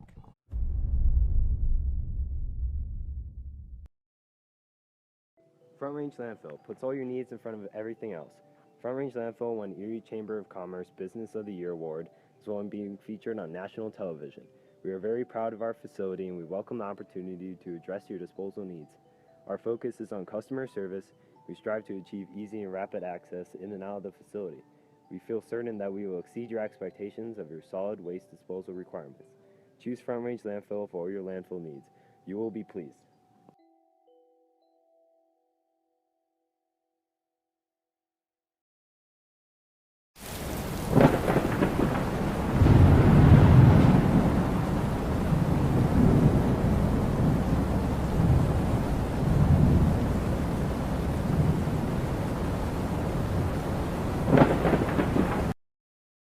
Welcome back in, Erie Tiger Network. 2nd and 10 here for the Tigers. 9:03 remaining here in the half. Ward in the shotgun. Ball spotted near hash. Ronan claps his hands, gets the snap. He's going to run the delay to Tolliver. Tolliver trying to stretch it to the near side. Breaks a tackle, stiff arms another man up the sideline and finally ridden out of bounds. And Braylon, man, you know, he is known for his speed, his vision, an underrated part of his game, maybe some of his strength. Yeah, just a really good job pushing some players away and just really a breath of fresh air there for the Tigers. A long play to make this a more manageable 3rd down. Well, we thought that was going to be a 9-yard gain. They actually spotted that back at the 37. So make that a 7-yard gain. 3rd and 3. Tight coverage here by the Eagles and a false start coming here for the Tigers. The entire Eagle D-line shifted, and it caused the Tigers to flinch somewhere along that line. And so 3rd and manageable now becomes 3rd and 8. I mean, you just can't really afford to shoot yourself in the foot there. You finally get a solid play on offense, and then you immediately take it back with a false start. Tigers need to find some spark of confidence here. Ward takes it. Play action, fires the slant in and out of the hands of Gabe Sama. And the Tigers have yet to complete a pass tonight.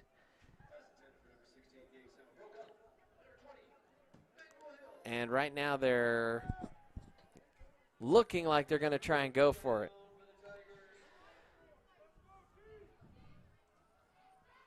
This is big here. Ward back to punt. He's in the punt formation. Certainly we don't see this, so the Tigers do shift out of it. Maybe trying to catch Pine Creek off guard a little bit. Pine Creek is scrambling around. And there's an offside. There was an offside. And Ward will punt this, and it will go 3 yards. You have got to be kidding me. I mean, yeah. They're in high school, once you cross the neutral zone, it's over. But that never was called because the linesman moved because it was a punt play. And I got to tell you, that's a missed call there from the Zebras.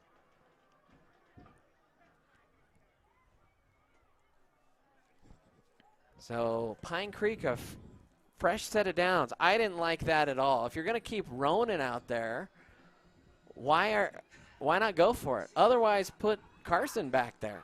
I don't know. That was a breakdown in a lot of different phases, and right now the Tigers are reeling.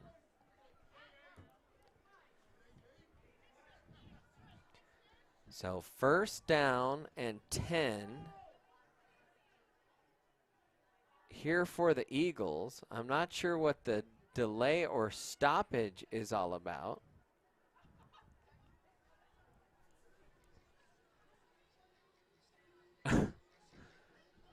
The near side linesman was waiting for the head coach to give the thumbs up. Okay, 1st and 10 for Pine Creek.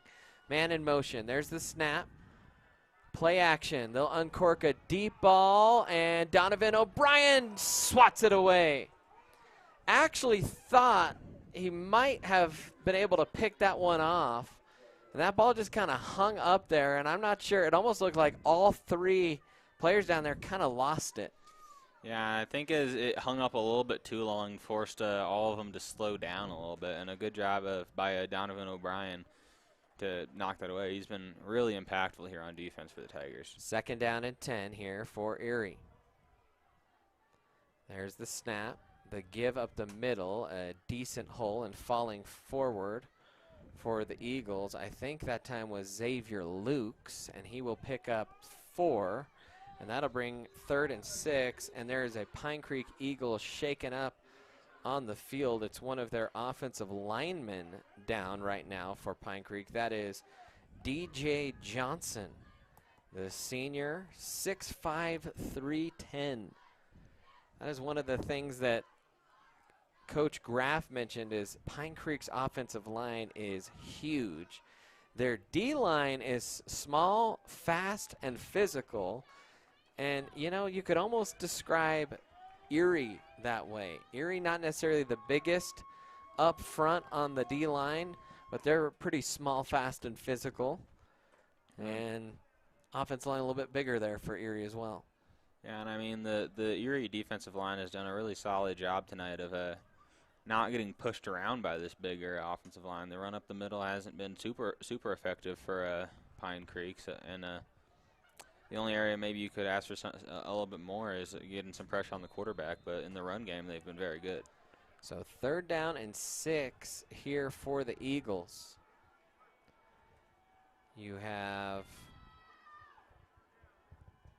a little bit of motion there. They'll snap it. They get to the edge. Hageman, a nice tackle. That should be short. Pretty good spot there by the official. That'll be 4th and 1. A pickup there of 5 by Lukes, and I think Pine Creek's going to go for it. This is where the tide turned. It was a tight game, and the Tigers went for it 4th and 1, and they were short. They would love to return the favor here. It is a Wildcat formation. They got it. And with Rapunzel-like hair, it's Emmanuel El Shaddai Hill on the carry. And he's that Wildcat quarterback, and he picks up 2.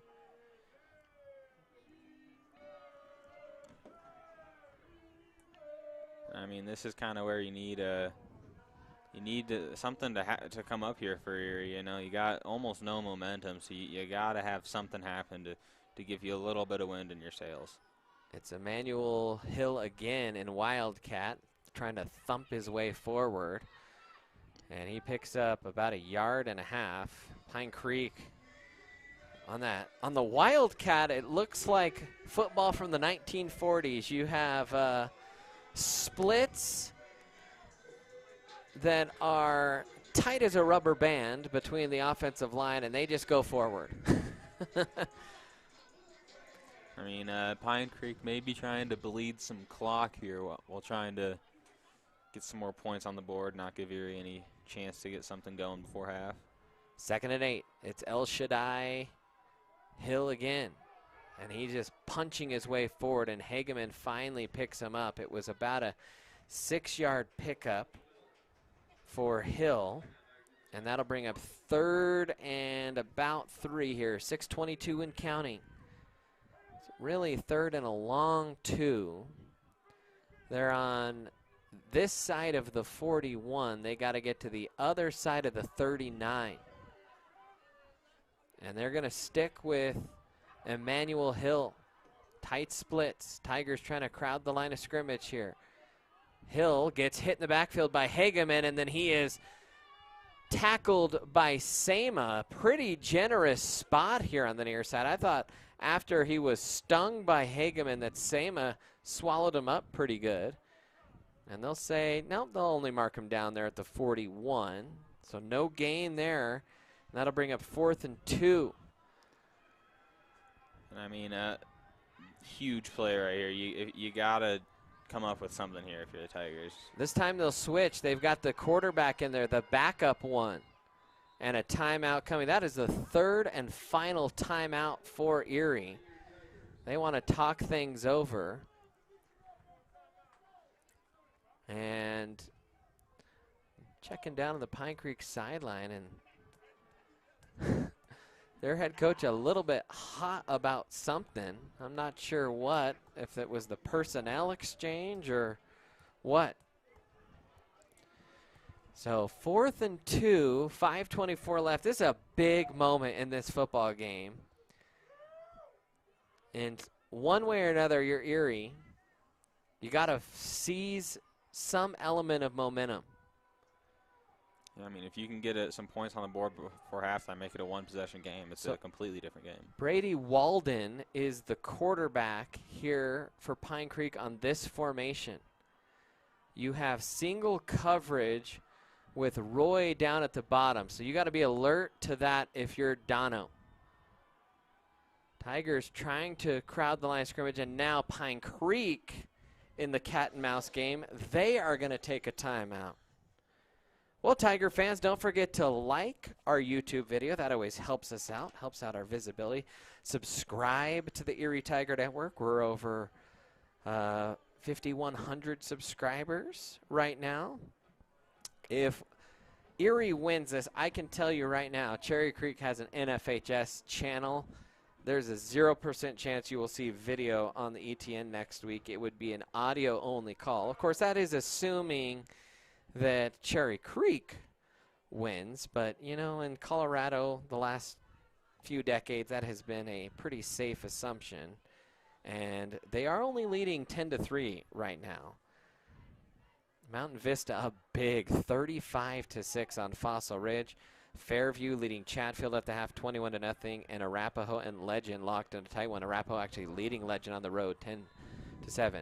Now back in is Cooper. He's going to get it. He's going to throw the quick. Is it caught? It is 1 yard past the sticks.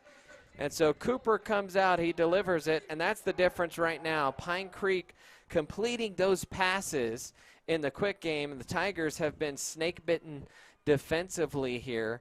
Or, excuse me, offensively in the passing game.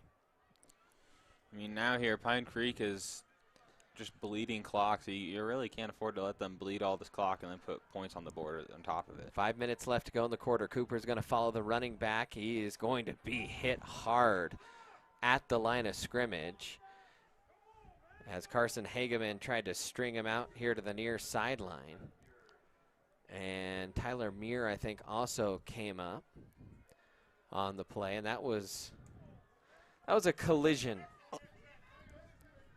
I mean, you need that's a needed thing for the Tigers here. You know, now you get a 2nd and 10, and they've been able to start 2nd and not 10 for last couple plays. 2nd and 10. Cooper takes a snap, fires down the sideline, knocked away.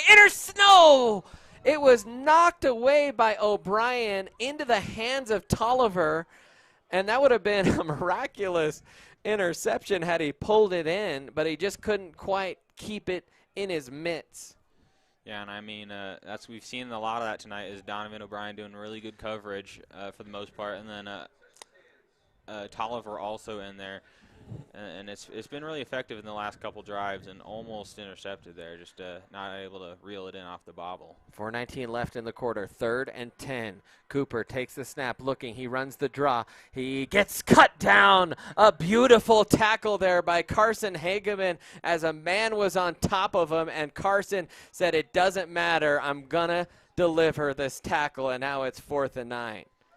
And this is huge. You know, it's been 4th and short the last couple times. Now it's 4th and long, and you ask of your big players to make plays, and they come up. You know, O'Brien with the good coverage, and then Carson Hageman doing what he does best with the great tackles. So 4th and 9. They're too close to punt and too far to kick the field goal. So I think Pine Creek's going to let the clock run down and then go for it here. At least that's my suspicion. And they will call a timeout with 3:33 left in this first half of play. And boy, if you are Coach Geiger, you're the Erie Tigers, this game is teetering on the edge right now. Yeah, I mean, we saw earlier in the game a very similar situation. It's 4th and 10 down near the red zone, and that time Tigers let up a big pass play that resulted in a score for the Pine Creek. So this is a similar situation. You really cannot afford to let anything else up. You got 3.5 minutes left, no timeouts for the Tigers. So if you want to get anything done offensively, you got to get a stop here and then move quickly. If you're Erie, I think responsibility number 1 is keep Cooper in that pocket. He is dangerous. Coach Graff said he is the best athlete outside the receiver, the best runner they have. Empty set, 4th and 10. Here goes the snap. Cooper looking downfield. Hit as he throws, and that's going to fall incomplete, and the Tigers will force a turnover on downs. Absolutely huge play by the Tigers there, and, you know, we haven't seen much. It looks like there's a player down. Yeah, Cooper is writhing in pain on the turf. He came toward the sideline, and then he dropped and grabbed either Yeah, I'm not sure because it actually looks like he's grabbing a shoulder, but he was grabbing an ankle. He got hit in the shoulder, I think, on the throw, so that's what I... You know what he got hurt on? If you watch, oh man, It looked like non-contact. he wasn't hit by anyone.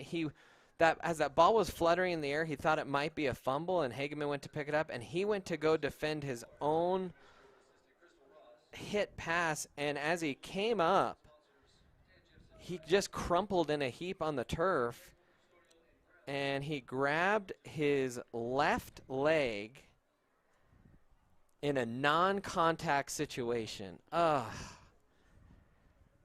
you know, you always hate to see that in high school. And he is trying to walk off under his own power. But that is definitely something worth monitoring. And he hobbles to the sideline is Cameron Cooper. Now, I don't know. They weren't stretching him out like it was a cramp. But, man, he was in a lot of pain. So 3:26 remaining here in this half. And the Tigers have it 1st and 10 from their own 35. Looking for their first completion of the night. Ward pointing out the defense here. See if Ward can come alive here. Takes a snap, gives it. Hageman spins and tries to drive through a defender. And there is Carson. Man, he is so strong. And he'll pick up 2, maybe 3. And I mean, the strength of Carson Hageman, just able to pick up a extra yard or 2 there for the Tigers, which is really helpful to make it. You know, the Tigers have had a lot of 2nd and 10s and a lot of long yardage situations here, so just getting even a little bit is really helpful. So 2nd down and 7 here, 2:56 remaining here in the quarter. Ward with Hageman in the backfield with him. Eagles are crowding the line of scrimmage. Snap, play action. There's the pass. Tolliver has it. He's hit immediately by Roy and dropped, but there is the first completion of the game for the Tigers. That one to Braylon Tolliver. Yeah, and I mean, I think getting just that first completion is really big for the Tigers, but looking at the clock, you got to move a little bit faster. 2:20 left. You can't afford to stand around and wait for the clock to drain down so much. 3rd and 3. Ward checks into the play here. 2:13 remaining here in the quarter. Scans the defense. Tigers showing blitz. Throws the slant, and they're going to throw the flag. That is an interference call. They're going to call that on Emmanuel Hill. The Eagle fans won't like that, but anytime you get contact on a slant play like that, even if it's minimal contact, that's where I think you see the most PI flags. I mean, that's a really big flag there, you know. Makes it puts Erie into Pine Creek territory with 2 minutes left, so you got to take advantage of that and try to make this a one-possession game. If you can go into halftime with a one-possession game, it's going to be real helpful. And I think Erie receives the kickoff second half, I think. Yeah, I think that's correct. So if you can get a one-possession game going into half and then come out with the ball at halftime, you got some good momentum there. 1st and 10 here for the Tigers. It's Hageman in the backfield again. Ward with him. Hageman will switch sides a couple times. Pine Creek trying to motion late. Oh, and a miscommunication in the backfield. Ward went to turn, and Hageman, tell you what, he's good at bringing people to the turf. You just don't want to see your own quarterback do that. No, definitely not what you want to see when you're trying to drive down the field quickly. And you know, using all 3 timeouts here is coming back to bite him. You got to move quicker. It's 1:40 left. Ward with Hageman in the backfield. Takes the snap, runs read, gives it to Carson. Carson tried to duck under, and actually a face mask coming here against Pine Creek. Both officials saw that. Both officials threw it as Hageman was twisted around, and that's going to be a fresh set of downs, I think, when all is said and done for the Tigers. I mean, needed a penalty there. But again, Only a minute and 20 left. Tigers' best offense on this drive has been the yellow hanky. And there is the face mask. No protest from the fans. I think when multiple refs emphatically throw a flag like that and the running back kind of stops dead in their tracks, you kind of know. 1st and 10 here for the Tigers. 1:19 on the clock. Just outside the Pine Creek 30. Ward takes the snap, drops, looking, has a man down the sideline. It's Tolliver, and he cannot haul it in. And the Tigers, more than anything tonight, I feel like they've just left their feet a little bit early in some passes, almost a little bit antsy, and even Tolliver just a hair early on that huck, or jump, rather. Yeah, and I mean, a lot of these throws, they've hit the receiver in the hands, just not able to make the play and bring it in. Can the Tigers find one that finally gets the dam to break? 1:10 left on 2nd and 10. 2 by 2 go the Tiger receivers. Ward with pressure steps up in the pocket. He is going to be brought down. Sack for the Eagles. They brought pressure off the edge, and that'll be 3rd and 11. Ward tried to read it early, and now the Tigers are scrambling here. They got to get this play off quick. Ward with Hageman. 3rd and 11. 45 ticks of the clock. Ward will roll the pocket here to the near side. He stops, throws a screen back, and come on, Tigers. They cannot hold on to the football. How many drop passes tonight for Erie? That is so frustrating. This time it's Gabe Sama. We have seen, I think, every Tiger drop a ball at some point tonight. And I mean, while some of these aren't placed exactly perfectly, you got to come down with a catch on some of these balls. It's not always going to be in the perfect spot to make a catch, but to stay in the game, you got to just make the one or the catch when the ball hits you in the hands. And it's not any one guy. The Tigers have shared this folly. Tigers quickly coming out here. Play clock running down, and now the back judge throws a flag, but the back judge never signaled. How do you... Okay, folks, I'm watching the back judge. He's supposed to signal the clock winding down. He never signaled that the clock was winding down. He just threw the flag and delay a game. And maybe he doesn't need to if there's a play. Okay, there's a play clock. You know what? Settle down, Coach Bird. Settle down. That's on me. I'll wear that one, John. Tigers doing this funky little shift again here in punt formation. Will they throw it this time or punt it away? And they will punt it away, and that will die inside the 2. Well, it didn't work last time, but it worked to perfection this time. Unfortunately, the Tigers not able to grab any points. You know, I didn't notice the play clock there, John. I got on the... I gotta say sorry to that official. I think part of it back at Erie, I've seen the back judge count it down a couple times, even though we have a play clock, so a little bit different. 32 seconds left. If you're Erie, if you're Pine Creek, surely you're not going to be that aggressive. In fact, they will go wildcat formation here, and they will just plow forward and take it to the locker room, I think. And Tigers, just the receivers asking.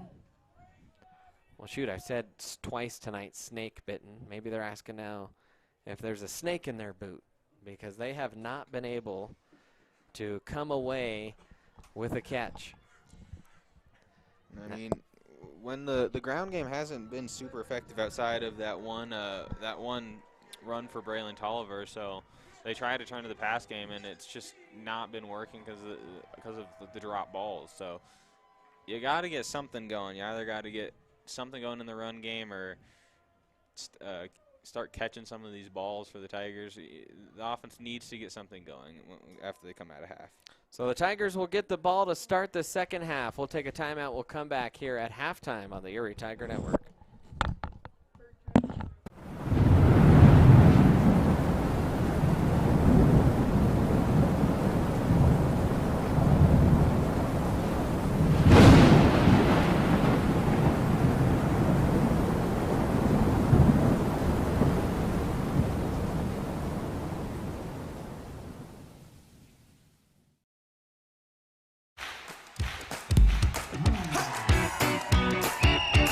Kicking off the season celebrating 35 years of serving our local community.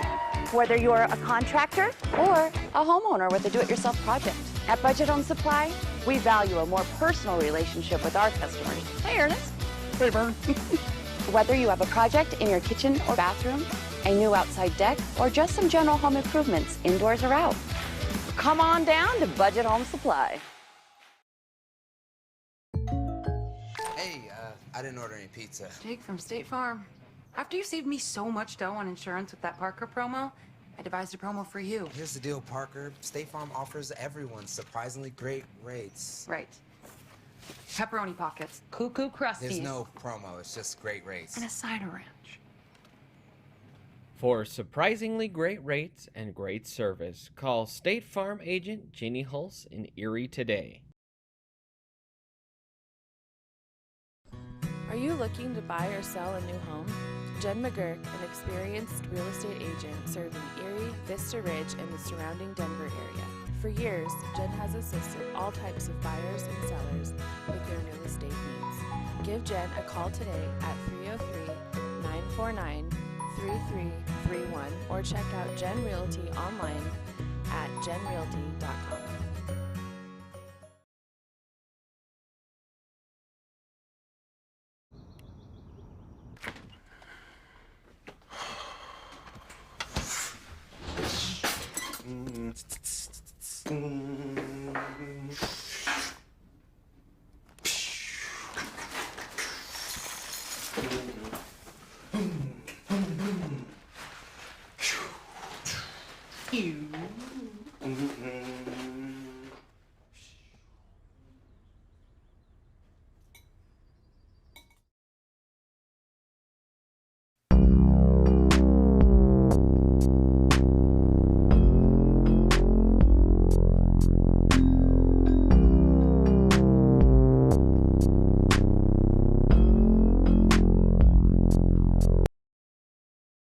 Do you have a plan in place for your family's future in the event something happens to you?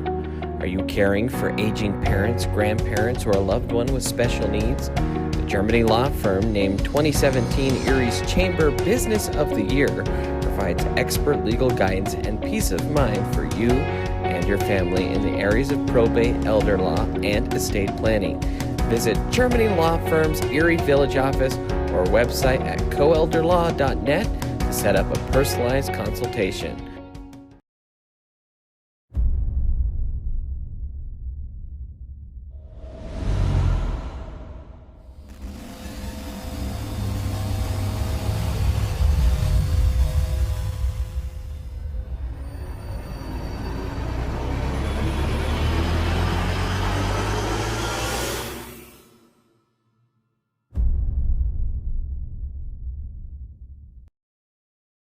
We are strong and we'll get through this together, but these are stressful times. Reach out to someone, connect with your friends, and know that you are not alone. Visit wearebroadcasters.com/hope, furnished by the National Association of Broadcasters and this station.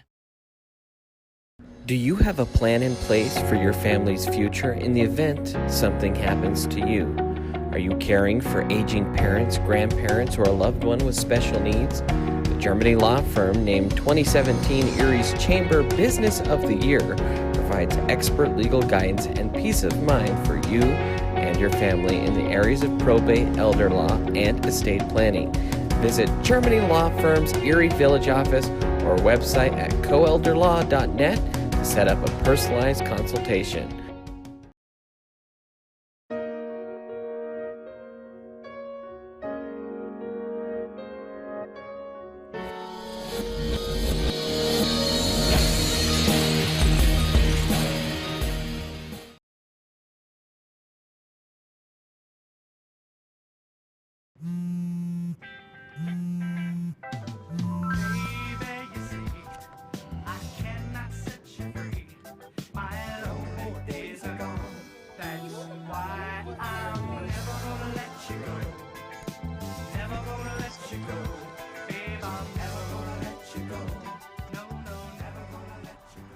you go. Thank you. Thank you.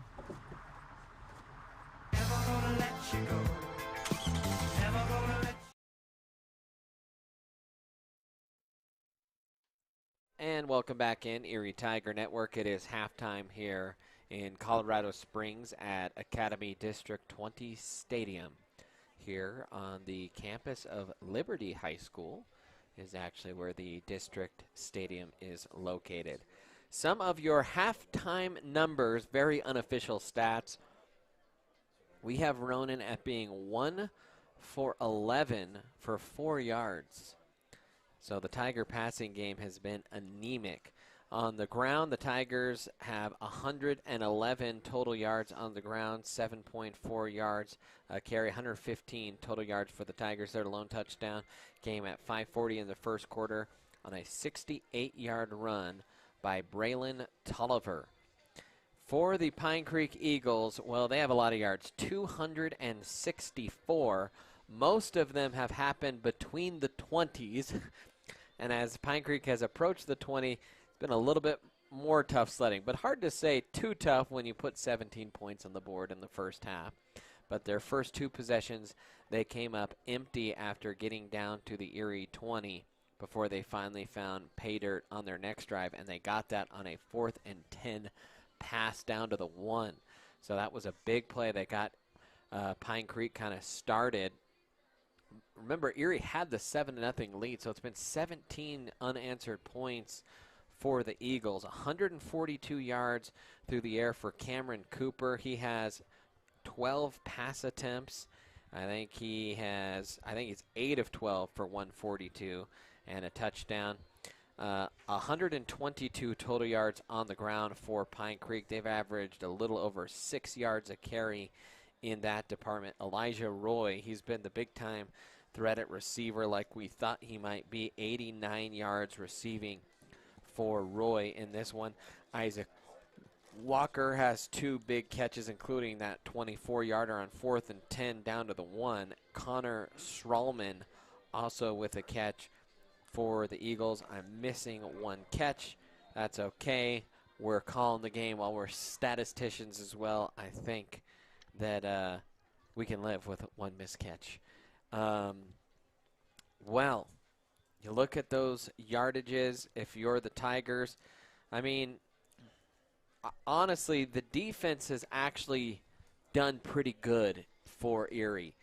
The offense has had a 4-yard punt. They've had a turnover on downs at the 1. They have fumbled on the Erie side of the field, and so they have put the defense in a bind several times tonight.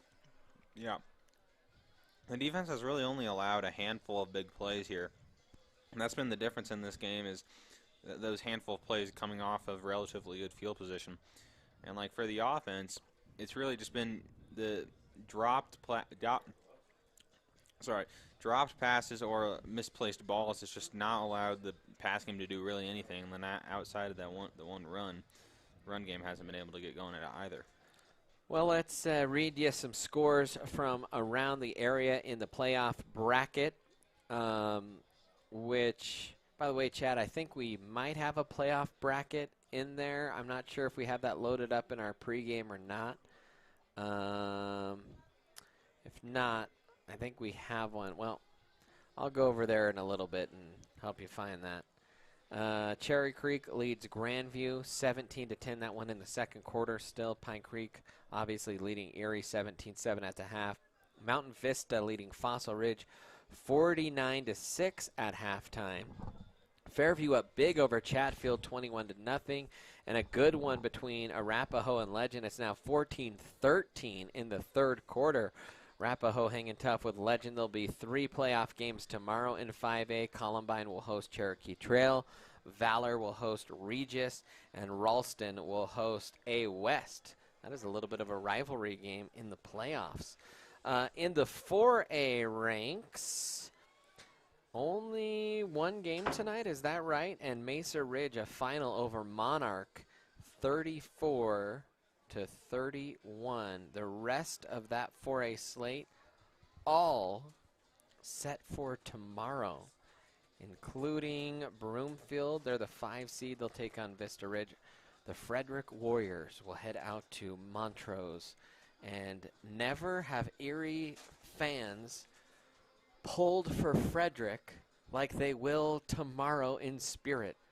I can honestly say that if I would have told you that, and by the way, tomorrow is the 150th birthday of the town of Erie, the sesquicentennial. And a shout out to Charlie Meyer, who put together a little documentary. We showed that at the party at the rec center today. That is kind of a little rough draft. We're not quite done with that, but we did preview that out. Perhaps we will put that out online as soon as we are ready. But I only mention that because I think at any point in time in that 150 years, at least when they started playing interscholastic sports, if you had said that Erie was pulling for Frederick, you'd say you're losing your mind. But somehow, some way, the ire towards the Montrose Red Hawks, I think, has grown and surpassed, at least temporarily, the ire towards the Frederick Warriors. In fact, I'm looking at students here, and I think, or excuse me, the Golden Eagles. I beg your pardon. I beg your pardon. Well, you know, the last time Erie played them, they were the Warriors. So, yeah, I think the town of Erie will be pulling for Frederick tomorrow in their matchup with Montrose. That's kind of what the 4A slate looks like. Looking at maybe a couple other district games. I know tomorrow a big game for the 2 seed, the Meade Mavericks and Coach Jason Klatt trying to lead a St. Vrain team to a state championship out there. So, really, it's just 5A. 5A likes the Friday night playoff games. Don't know what's going on there with the rest of the state. But that was kind of a look at the slate of games over the course of the week here. Tigers, don't forget to like this video and subscribe to the Erie Tiger Network. Well, this first half, it has a little bit of a feel. I remember just a couple seasons ago, in fact, 2 playoff runs ago, being an away game south of Erie at Ponderosa at Echo Park, and we were at halftime talking about the off season and this being the last broadcast of the year and being really frustrated because the Tigers couldn't do jack squat. And then the second half, they completely flipped the script on Ponderosa and won going away. Can they pull off some similar magic tonight? It's been done before by the Tigers. This Pine Creek program, a really solid program. That'd be difficult to do tonight, but you're only down 10. You're not down by what? That was almost 3 or 4 scores back then to Ponderosa. Yeah, definitely. Erie has been in this position before, like that Ponderosa game. And then against Montrose in that state semifinal game, they were down, and I remember feeling like the wind was out of the sails at halftime against Montrose, but in the second half and especially that fourth quarter, Erie rallied. So definitely a program that has the ability to rally together and come back in a game. And the defense has done a solid job of keeping this game in a manageable position, but the offense has definitely got to get something going. By the way, I'd be remiss if I didn't mention that tomorrow the Fighting Loveland Coach Havertz will be taking on the number 1 seed, Dakota Ridge. So at least one announcer in this booth will be pulling for Loveland.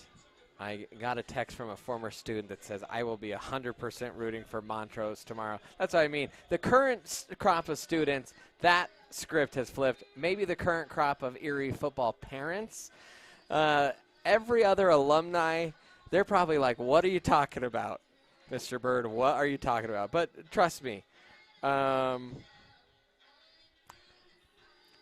you know how it is, Tiger fans. We'll take a timeout before we get ourselves into trouble. We'll be back here on the Erie Tiger Network.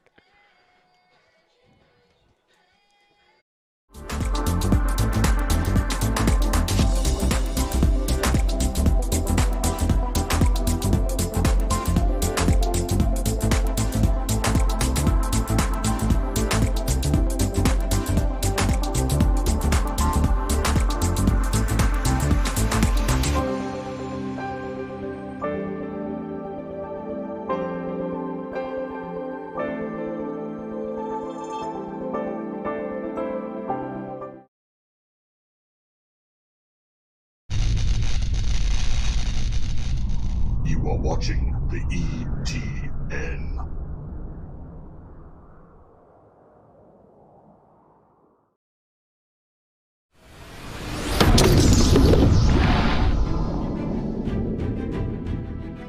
You are watching the ETN.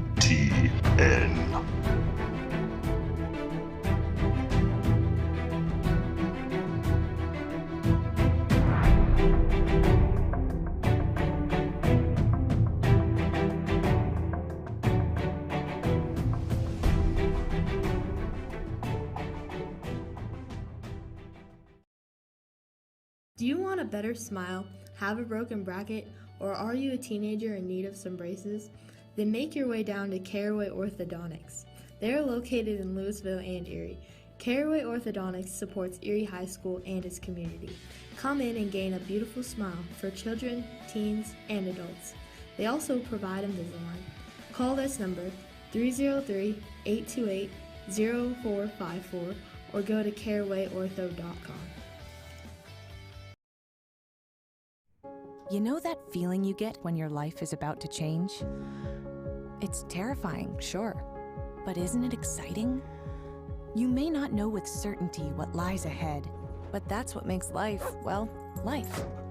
And even when the scene in the rear view is hard to leave behind, take a deep breath, hold on tight, and remember, there's no better way to move than forward.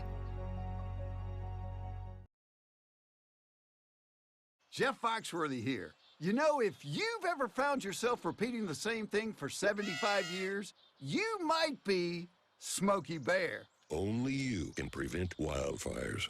Well, thing is, there's a lot more to say. Like if you've ever found yourself burning yard debris and then walking away, well, you might be starting a wildfire. So for the love of the outdoors, go to SmokeyBear.com to learn more about wildfire prevention.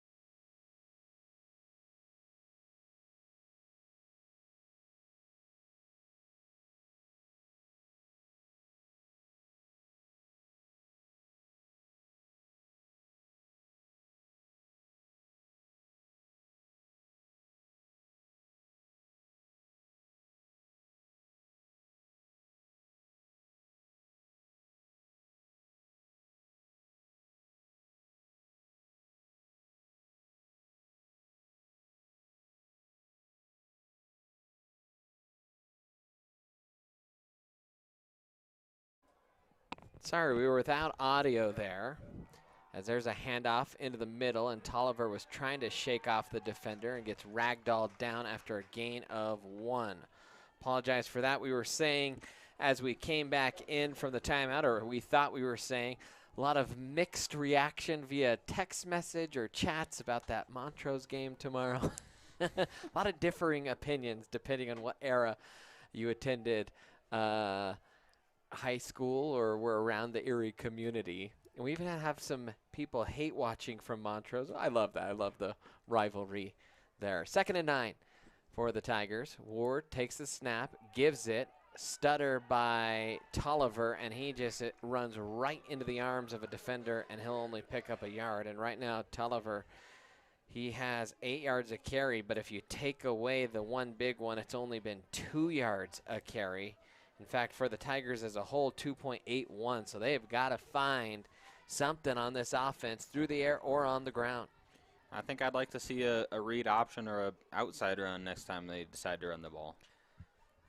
Ward takes the snap. He's going to fumble the football, and it squirts away, and I think Pine Creek has it. Oh, man, it is been a struggle tonight for Erie offensively, and this is another turnover in their own territory.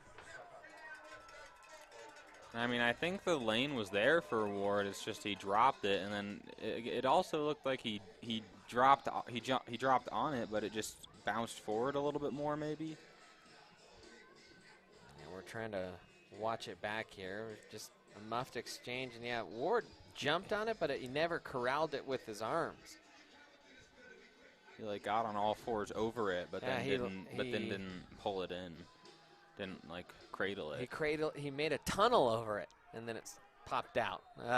First and 10 here for the Eagles. Cooper is back out there, and he'll drop back to pass. He's going to throw the fade route, trying to hook up with his man Roy. Knocked away by O'Brien. Great coverage by Donnie down the sidelines.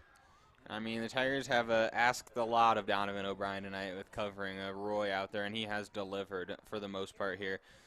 The last couple times they've tried to go deep down the field to Roy, Donovan O'Brien has been right there to deflect it. So second down and 10 here for the Eagles. In the backfield with Cooper is Petrie.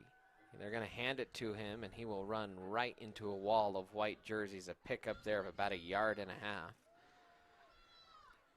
I mean, looking at these the unofficial stats, really outside of the one QB scramble, the Pine Creek has not really been able to run the ball up the middle very well, you know.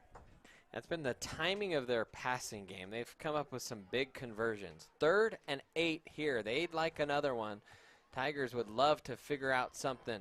They're going to hand it to the far side, of the Tigers rally to the ball, and they get it stopped. Jim Pietro in there. A 1-yard loss by Petrie, and that'll bring up 4th down and 9 for the Eagles.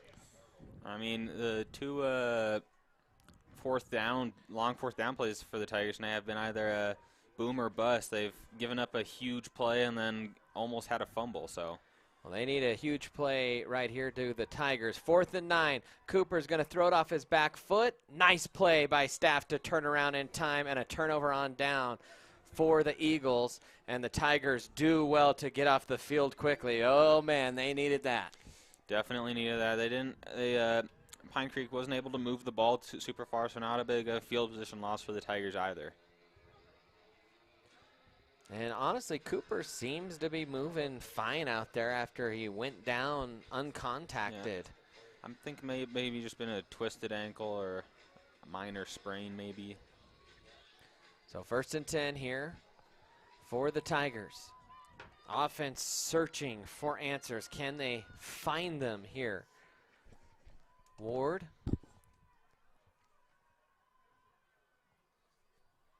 Trying to scan the defense here. He's going to take it. Quick game. Caught by Fireball. He'll split to the outside, trying to go up near the sideline, and he squirts out of bounds near the 50. And they'll have 11 yards and a 1st down. That is much needed for just the confidence of these teeny boppers out there.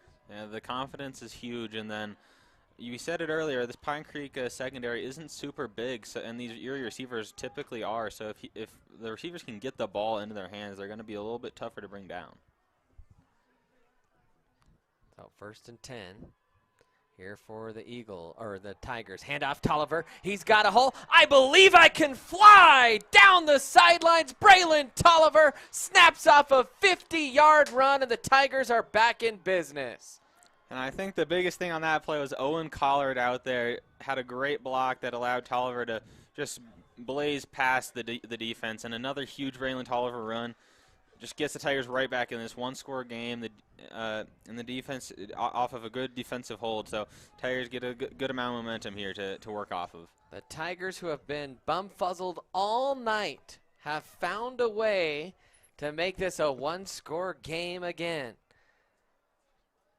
The snap, the kick is up, and it is good, and it is a 3-point game here in Colorado Springs. Braylon Tolliver, his second 50-yard plus run of the night, brings the Tigers back to within 3. Just a huge sigh of relief, I think, for everyone. You get the best offensive drive of the night, to be honest. You get a solid 10-yard reception for Firebaugh, and then obviously the big run. So you get a clean drive for a touchdown, and you're back within 1 score here.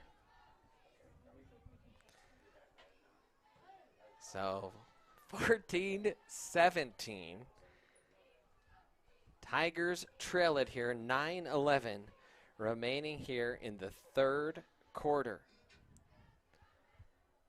Tigers were looking a little bit like they're making Pine Creek look like the Monstars on defense. And, you know, you needed some of that Michael's secret stuff here to find your way back in, and they found it on the legs of Braylon Tolliver. You know, I was saying I'd like to see run to the outside, and it worked really well on that one. They get to the outside edge, and Tolliver is able to use his speed, and there's just no one back to catch up to him. I mean, we've seen in the back couple weeks of the season, but there's a possibility here, I think, that the Tigers do actually try an onside kick here, even though it looks like Pine Creek's lining up to stop that. Pine Creek had a late substitution off. The Tigers will shift out of that. Speaking of Montrose, they will shift out of that formation, do the Tigers. And Gouvin, on a chilly night, doesn't matter. He still has a little bit of thunder in that foot. We'll send it into the end zone.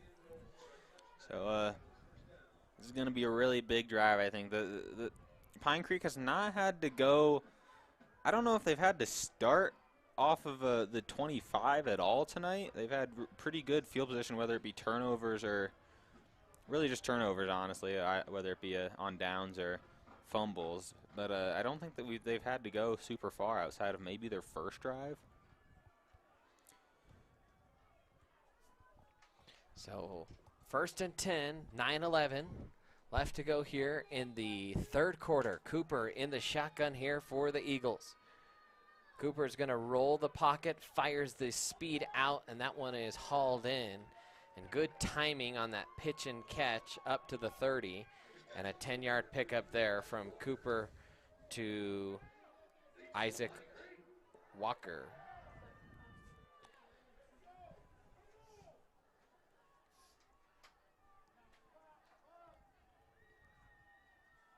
Eagles quickly to the line of scrimmage. Play action, man in his face, but got rid of it. That's the secondary quarterback or tight end or H-back Brady Walden who caught it. That was a good job by Cooper. I thought with the man in his face that play was going to end potentially in disaster. Yeah, and the Tigers have sent an extra guy a couple times now on that 4th and 9. That was kind of what forced the errant throw. So sending some extra pressure here has been decently effective for the Tigers. Now a handoff to the left side. Tigers will stop that short, but it'll be 3rd and real short.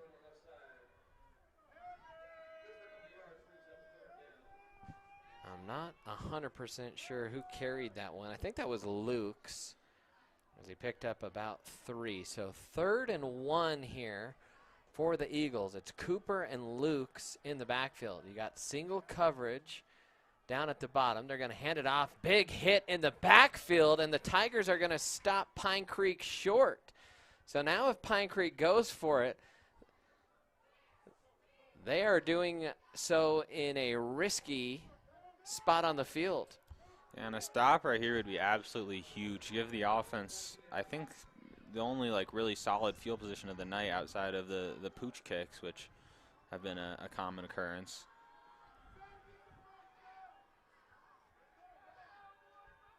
So 4th and 1, Pine Creek line it up like they're going to go for it. Ball spotted at the 39.5. They got to get to the 40. Cooper takes the snap, hands it up the middle, and they got a first down was Caleb Petrie. And then a couple extra yards. But the Tiger defense trying to scare Pine Creek there a little bit. Definitely making them live on the edge. 1st and 10 here for the Eagles.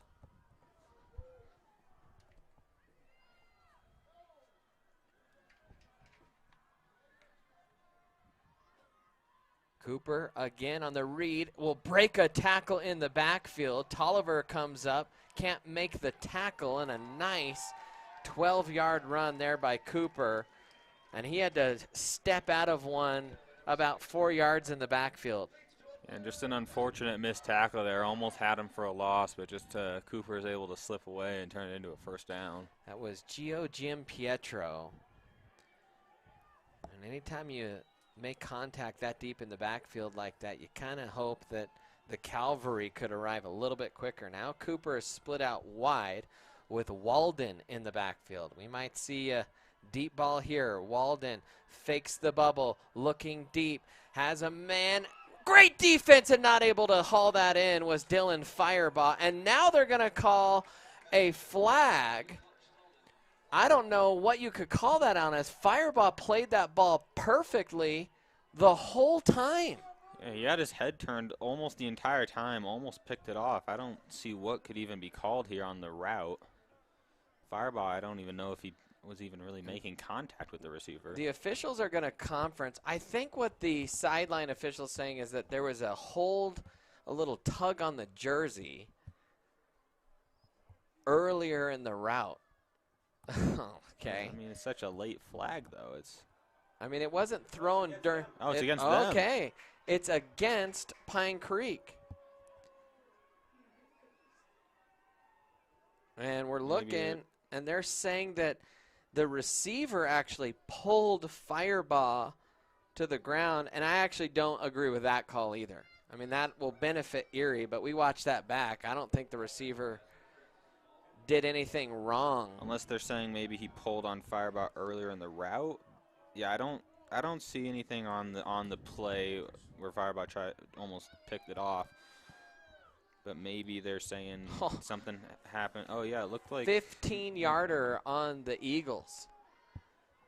And they are way back there. 1st and 25. Just got to keep everything in front of you. They're going to do the little pitch forward pass to Roy, trying to get to the edge. And a good lasso around the ankles. Dylan Firebaugh making back-to-back plays for the Tigers. Yeah, Firebaugh with a really good tackle there. He breaks away from his, able to shed the block, and then just a good shoestring-esque tackle to keep it in front of them and keep him away from the line of scrimmage. Pretty good 10-yard pickup there on a massive hole, so that'll make it 2nd and much more manageable here for Pine Creek. Empty backfield here for Cooper. It's going to be a straight draw. The Tigers got back there quick, and they get him for a loss. And they're pumped up and celebrating, and then was that a Pine Creek Eagle? Leveled him. Leveled him. What the? Are they saying he hit Coop? That is. Well, I think they're going to call that on Pine Creek. That's going to be on Pine Creek 100%. I don't even know. Did he? Yeah, Aiden Arnold that was got cheap shotted from behind. I don't even know what they're.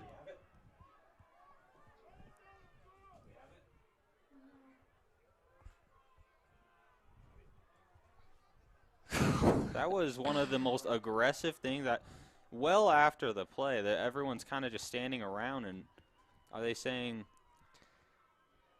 that I don't see that. I don't know what. Aiden didn't even do anything in that play, and they just. Yeah, we went to replay, so you missed that. But Aiden, if anything, like Carson hits him in the legs a little bit after, but like Aiden Arnold did nothing. He just. They're saying on. Well, they're going to call it on both teams. Yeah. They'll say they offset. Watching that in real time, that was. That's Aiden Arnold gets absolutely leveled from out of nowhere, and Well, and I don't know, man. it perhaps after the hit, Erie said something. I mean, there were some celebrations, but I don't see how. I don't know. I Well, we're not down there. I mean, that's the bottom line. But the good news is it's third whatever long. was said must have been. Oh, man. This game's starting to get a little chippy here. 3rd and 15. Cooper looking, fires the deep comebacker. The defender fell down for Erie, knocked him out. That should be a first down. Oh, man. The secondary defender for Erie on 3rd and 15 fell down, and that is a second really long 3rd down or 4th down completion tonight. I mean, just really not something that you can afford. You got them pinned deep, and you just let it all up in one play. That was Connor Strawman. Now they'll throw the wheel route wide open as Waldron. He'll catch it and he'll step out of bounds. Lucky break for the Tigers because he was wide open.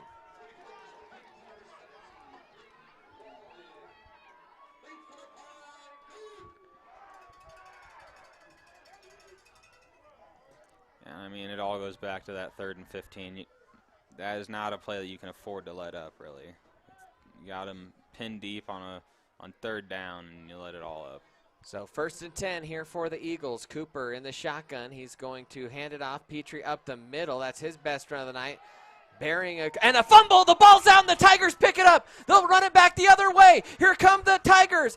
It's Donovan O'Brien with it, who emerged from it, and he'll finally be body slammed out of bounds as he crossed the 25-yard line.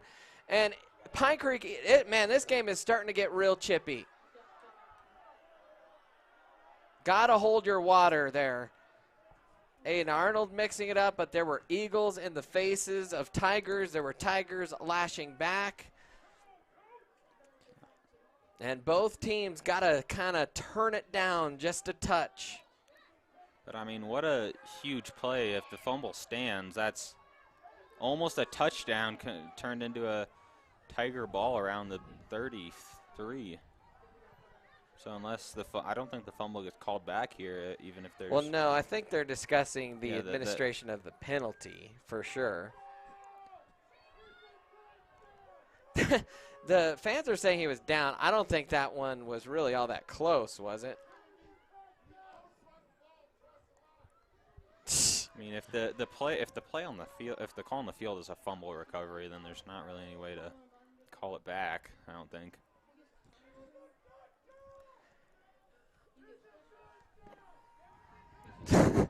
These fans are losing their minds. They think it was a touchdown.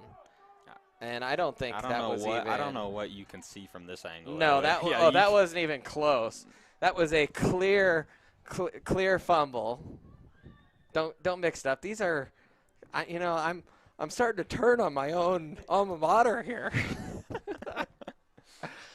Oh man. Well, regardless, what a massive play for Erie. I'm not sure who punched it out, but. Huge play, and then Donovan O'Brien, a solid return on top of it. I was thinking just kneel it in the end zone, but he gets it out to the 33, so it was worth it.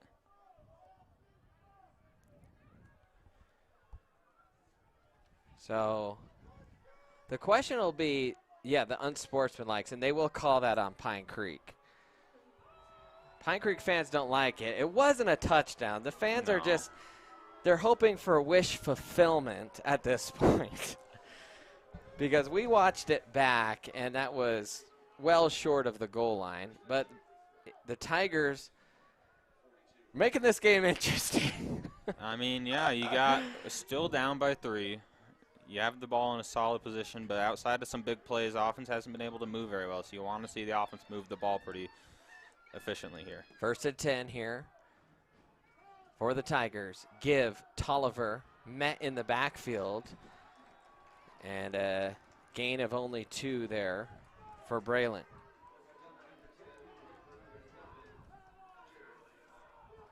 I mean, it's kind of the same vibe that Broomfield game had. Just not able to really move the ball very well, but a big play or two gets the Tigers to win. You gotta. I don't think this is going to work out here. I think you need to move the ball and get some first downs. 2nd and 8. It's Ward in the shotgun here. Ronan claps his hands, runs quick to Sama, who gets popped but holds on to it. There's a catch that you really need if you're the Tigers, and it's Gabe Sama trying to make amends, and now Ronan's completed his last 2. And I mean, they've tried to find Sama a couple times tonight on that slant and able to get him there, and then a great job by Sama of holding on to the ball and getting some momentum here as the Tigers pass game. You really like to see that happen.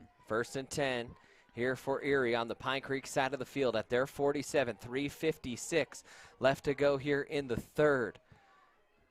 Ronan takes the snap, runs read, gives it. Tolliver busts to the outside, trying to cut back over the hash, and he'll pick up 8 yards. And the Tigers starting to get a little bit more confidence, steady as she goes. And I mean, now that you get that passing game going a little bit, it's going to be easier to get the running game churning and get that offensive engine running. So 2nd down and 2 here for the Tigers. Ward and Tolliver. And, oh, the Tigers got Pine Creek to jump, but the receiver on the far side went early for the Tigers. And so Parker Pruitt will get called for the false start.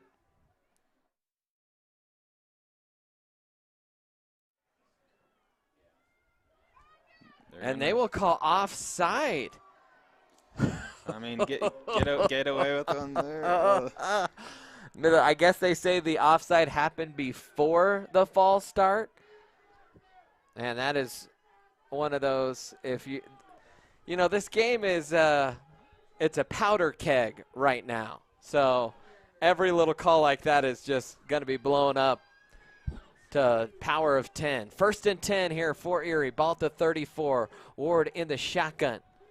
Takes the snap. Rolling to his right. Pressure from behind. Throws the wheel route. Oh, and Tolliver tripped over the turf monster. He was open on the wheel route, and as Ward unleashed it, Tolliver crashed to the ground. And really an unfortunate occurrence there. Yeah, Tolliver had him beat. I don't think there was any contact. I think he just tripped. 2nd down and 10 here for Erie. Trying to move the ball. 2:52 left to go in the quarter. Ward gives it. Tolliver stutters in the hole and leans his way forward, fighting for yardage. He'll only pick up 3. And that brings up a really big long 3rd and 7, because I don't think you can really ask Mason Guvin to go out and try to make a kick from this range. That'd be something else. Especially on a frosty night yeah, like tonight. I mean, he definitely has He's the got the leg. It's just a lot of pressure. Need the accuracy. It's cold. Be a tough one for sure. 3rd down and 7. Ward will hand it to Tolliver. Right side, cuts up the field. Tolliver makes a nice move and has the 1st down. Needed 7, got 8. And, man, he looked like a rocket on that one. Yeah, I mean, some huge runs here by Tolliver and some good blocking there to pave the way for him to get to that 1st down marker, and then just runs into a wall, but able to get across. Some big runs here for Tolliver to elongate this drive. So under 2 minutes left to go here in the 3rd quarter. The Tigers were down 17-7 at half, trying to drive here to tie it up or take the lead if they could find a way to score. Give to Tolliver, shakes off a man, and then gets pelted forward. And a 3-yard pickup there for Braylon. And right now, he's got some tough grown man yards on this drive. Yeah, really using that strength and power to muscle forward for a couple yards. And, you know, I think anything better than a 2-yard pickup is a win for the offense. He almost looks like Carson Hageman out there shaking off tacklers. 2nd and 7 here. Reed again. This time Ward keeps it, cuts it up himself, and gets stopped after a pickup there of about 2, maybe 3. Yeah, and just some more chippiness there. A little bit of a late shove, but a nice little pickup for Ronan. 3rd down and 5 here. This is definitely 4-down territory. 18 left on the play clock. Tigers a little bit late getting this play in. 12 now. 30 seconds left in the quarter. Ward, 5 left on the play clock. Takes the snap, runs read, throws it over the middle. Caught by Sama, stays on his feet, and rumbles into the end zone for a Tiger touchdown. With 18 seconds left in the 3rd, it's a touchdown strike from Ward to Sama. What an excellent play by the Tigers there. Ronan Ward makes the right read, and then Gabe Sama holds onto it through the contact, shakes it off, and then rumbles in the end zone. Just an absolutely amazing play in all aspects. Man, do I love a good tight end, and Gabe Sama coming through from the tight end spot.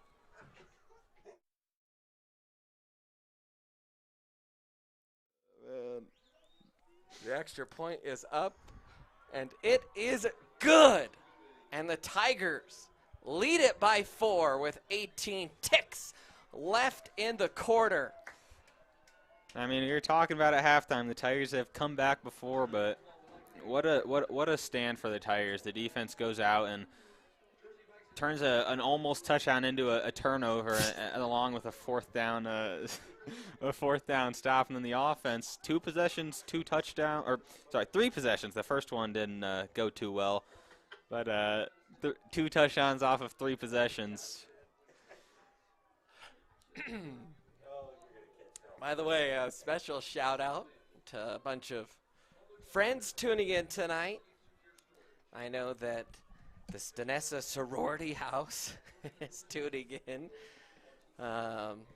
Thank you, Courtney, for all you do for this athletic department. I know that I have a friend, Brick, tuning in. I have some Pine Creek friends from back in the day, I think, tuning in as well. So shout out to all of you that could be a part of this stream. And right now we have a good game on our hands. The Tigers lead it 21-17 here. Late in the 3rd quarter, we should have a barn burner of a finish. So Mason Gouvin set to kick this one out.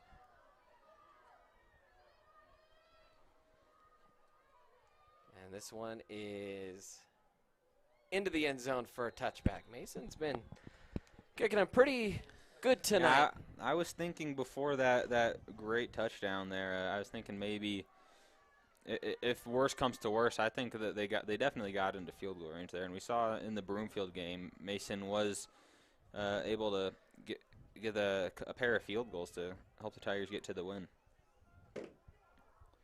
So I think if worse comes to worse, Mason would be reliable in my opinion.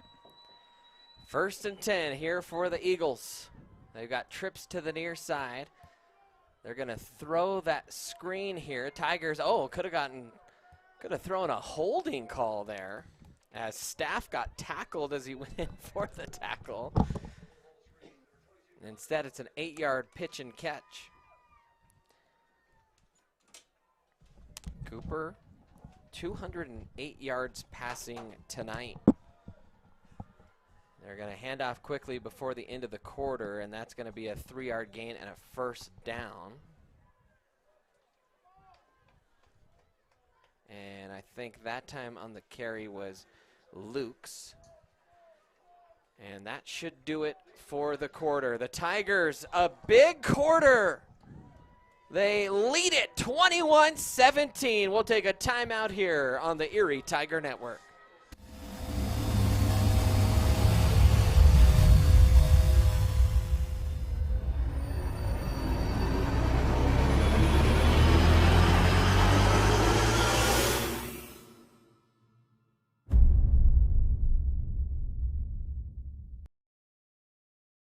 Front Range Landfill puts all your needs in front of everything else. Front Range Landfill won Erie Chamber of Commerce Business of the Year Award, as well as being featured on national television. We are very proud of our facility and we welcome the opportunity to address your disposal needs. Our focus is on customer service, We strive to achieve easy and rapid access in and out of the facility. We feel certain that we will exceed your expectations of your solid waste disposal requirements. Choose Front Range Landfill for all your landfill needs. You will be pleased.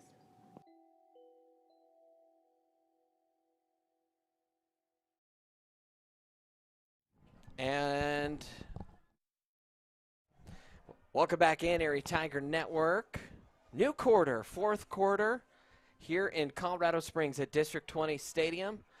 The Pine Creek Eagles, they trail it to the Erie Tigers 21-17. The Tigers have scored 14 straight here in the quarter to recapture the lead. And on 1st and 10, Cooper will run read. He'll throw it out there. And good blocking there on that one. And you might wonder why that wasn't a pick play or a flag thrown on that Waldron catch and run there. Well, that was caught behind the line of scrimmage. So you can basically pick someone as long as the catch happens behind the line. 1st and 10. Cooper looking downfield, trying to step up in the pocket. Tigers trying to spy him. They had a couple of spies on him, and they will shove Cooper out. In fact, that was a tough shove by Walston, and Cooper went flying into an Erie Tiger and knocked him aside. I mean, I think as long as the Tigers can keep a lid on these long passing plays like there, the coverage is good. It forces Cooper to go for a minimal run.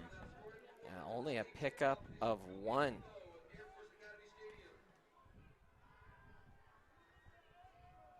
So 1st down or 2nd down and 9 here for the Eagles.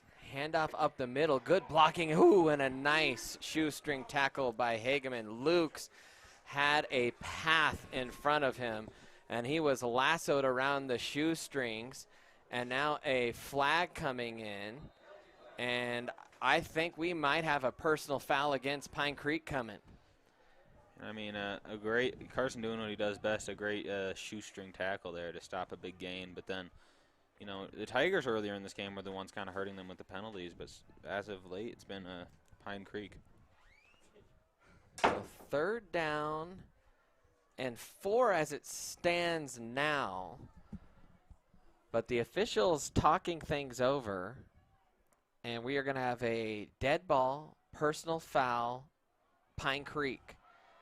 And the Tigers immediately knew that. And the Eagle fans, not really as upset as they were earlier, but, you know, I mean, when we're up here, you just don't know what is said down there. And some of the Tiger players were immediately clapping when that flag was thrown, indicating that was probably a personal foul on Pine Creek. So 3rd down and long here. Eagles have been, this is kind of their comfort spot. Cooper trying to get the Tigers to jump. They'll throw the bubble. That one is dropped. And that'll bring up 4th and really long. And I mean, on the last time it was 3rd and long, the Tigers gave up a big play, but they're able to hold, and the receiver drops it. So a huge play for the Tigers. Now you just gotta watch, make sure nothing weird happens to give up this change in possessions. Don't muff a punt, anything like that. It looks like they're coming out in some pretty safe coverage. Correct me if I am wrong. This is probably the first punt tonight by Pine Creek. High punt, short punt. Tigers got to get away from this. And they'll yell Peter and run straight for the sideline. It took a Eagle bounce, and just be quiet if you're Erie. A lot of chirping back and forth. Pine Creek Eagle tried to shove an Erie Tiger late. I think that was Joey Mirante. And then just, you never want to retaliate. They always they seem to catch the retaliation more than the initial. So you never, in these tense games, you want to try and avoid any retaliatory action. 1st and 10 for the Tigers. The momentum at their back right now. Can they keep it going? Ward. He's in the shotgun. Ronan will keep it. Bounces to the outside, cuts it up, trying to stay on his feet, and finally brought to the turf as he crossed the 40. A pickup there. They'll mark him down at the 41, an 8-yard pickup for Ronan. Good job by Ronan. He had a defender kind of trailing him the whole time, just slips by Dylan Firebaugh and picks up a nice 8 yards. The Tigers' run game this half has been much, much better. 2nd and 2. Tolliver back there with Ward.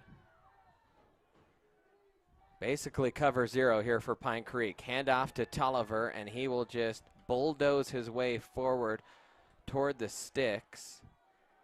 And there are bodies flying everywhere. And now they're going to call, I think, another one on Pine Creek. The offensive lineman for the Eagles on that play, that was Jackson Jamison, was just backing away, holding his hands up, trying to avoid confrontation. At least that's what it looks like up here. Maybe Dad can give us more insight. Is that something Jackson would do, or would he chirp a little? Okay, we're saying benefit of the doubt. And then you had some Eagles showing some extracurriculars. I think the White Hat told Cole Powell, to tell his guys they need to cool off. There is no flag on the play for unsportsmanlike. So 3rd and short here. All right, all's well that ends well. So 1-yard pickup there from Tolliver makes it 3rd and 1. Tigers have got to find a way to keep this drive alive. 9:54 left to go here in the quarter. Ward takes the snap. He's going to follow Tolliver. He should have the first down. He was awful close. Man, this game has been physical. I mean, if you don't have it here, I think. Yeah, they're already giving it to him. Okay. I was going to say, might want I'd look at some tush push action. Yeah, tush push for sure. Last time with the wishbone didn't go very well, so 4th and inches. I know Ronan isn't a big quarterback, and you don't exactly, I don't know, maybe direct snap to Carson Hageman or something like that. 1st and 10, 9:22 remaining here in this quarter. Ward will send Sema in motion. Ronan runs read, gives it. Tolliver breaks through the line, breaks the tackle, still on his feet, and man, the defender held on to Tolliver, and he had to, or he would have been off to the races. That was Mason Stevenson that got the tackle. Otherwise, Tolliver might have been dancing in the end zone. I mean, just a really good patient run from Tolliver. He has a man dragging behind him, and he just, even with the tackler on him, he stops, waits for a man to go past him, and then lunges forward for a couple extra yards. 1st and 10 for the Tigers. 8:40 and counting now on the clock here for Erie. Trips to the far side. Ward, hard count. Reed keeps it himself up the middle. Met by the linebacker and twists into the turf after a pickup there of 7. The Tigers are now just taking what the defense is going to give them. They're getting some nice blocking and a good push from the offensive line right now, and the runners have just been able to pick up a pretty clean 7-8 yards on a couple of these plays. Tiger fans, it has been about a year since the heart palpitated like this. 2nd down and 3 here for the Tigers. Under 8 minutes to go. Ward and Tolliver been on the same page here this half. Keeper, Ward has a big hole across the 20, bursts into the end zone. Ronan Ward to the house, 39 yards. I mean, on this drive, we've seen the read play has been working very well. Ronan has been going back and forth between him and Tolliver on that one. Ronan just able to find a big hole, and break it for a long one. And, you know, I was saying earlier in the game, the offensive line is good at creating those holes in the middle for Ronan to dash through. And Ronan, just with the acceleration we see all year, able to blitz past the defense, and no one's able to recover in time. Tigers, I think, trying to get one more out there on the extra point team. Don't call a timeout. Take the penalty and still kick it. Don't call a timeout, please. They still haven't even started the play clock, so I think they're fine there. 27-17, 7:38 left to go here in the game. Snap good, hold good, kick up. It is good. And the Tigers lead it by 11 here on the road, taking on the mighty Pine Creek Eagles. What a titanic touchdown for the Tigers there. 2-possession game now after being down 17-7 coming into the quarter. 21 unanswered for the Tigers. Honestly, you can't ask for any better response from the Tigers here. The Tigers have... We said, could they pull a Ponderosa? And the early returns, making you feel pretty good about that. The Eagles, you know, at some point I was going to drop some Pine Creek knowledge. That never happened, though. Pine Creek opened in 1998. Class of 2006, by far the best class in the history of Pine Creek High School. That's a fact. That's indisputable. I mean, that drive, you come away with a touchdown, but also you bled a solid 5 minutes off the clock, I think. So, really good drive all around there. Kick is up, and it is into the end zone for a touchback. Man, Gouvin, he's got the adrenaline pumping tonight. He's got the juice. Booted them really nicely. So, I mean, now if you're the defense and they've done a good job of this for the most part in the second half, just got to keep everything in front of you. Yeah, you know, over the years we have seen the Tigers in these situations let some guys get behind them. For some reason, we have that issue. Like against the Montrose in the most recent semifinal game. That's a team that, you know, runs the ball all the time, and Erie let up some deep passes late, so got to watch that. Cooper's going to keep it himself, right side, and a good tackle out there on the edge. That was Dylan Firebaugh shooting up from his DB position and making the nice hit.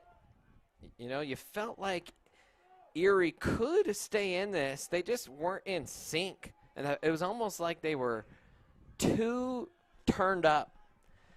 Sometimes you just try a little too hard instead of just relaxing and playing with confidence. Cooper to throw this one. He is pressured, so he has to step up in the pocket now, finds a receiver late. That one is caught. Nice job by Cooper. Kept his eyes downfield and eventually found Connor Strahlman for the catch. And I mean, that's where we've seen some of these plays for Pine Creek come from, is the coverage is good for the most part. It's just Cooper elongates the play or has so much time that he's able to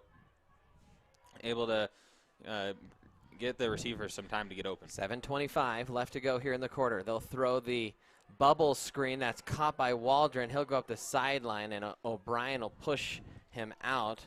But after a gain of 11, back-to-back gains of 11 there for the Eagles. I mean, you can't sit back too much here if you're Tigers. There's still 7 minutes left. That's a lot of time if you let them score relatively quickly here. First and 10 here. 7:19. Cooper, a little bit of pressure. And Gio had him in the grasp. That ball was thrown away. Not a receiver in sight. They're saying he escaped the pocket. Yeah, he was outside the tackle box, and the pass made it to the line of scrimmage. A little bit of a little lucky duck of a play there from Cooper. Good, very good heady play as well, but yeah, solid play by the Tigers though.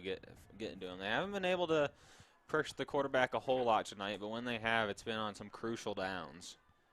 Right now, Dono is locked up one-on-one with Roy.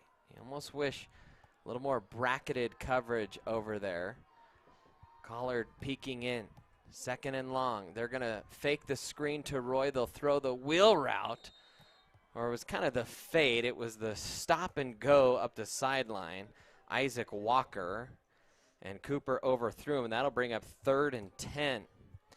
And you thought maybe the Titanic there was sinking for the Tigers in the first half. And they have found a way to deploy the lifeboats and not only find their way to home, but they are ahead here. 7:05 remaining in this, and they lead it by 11. Handoff on 3rd and long. Big gain up the middle.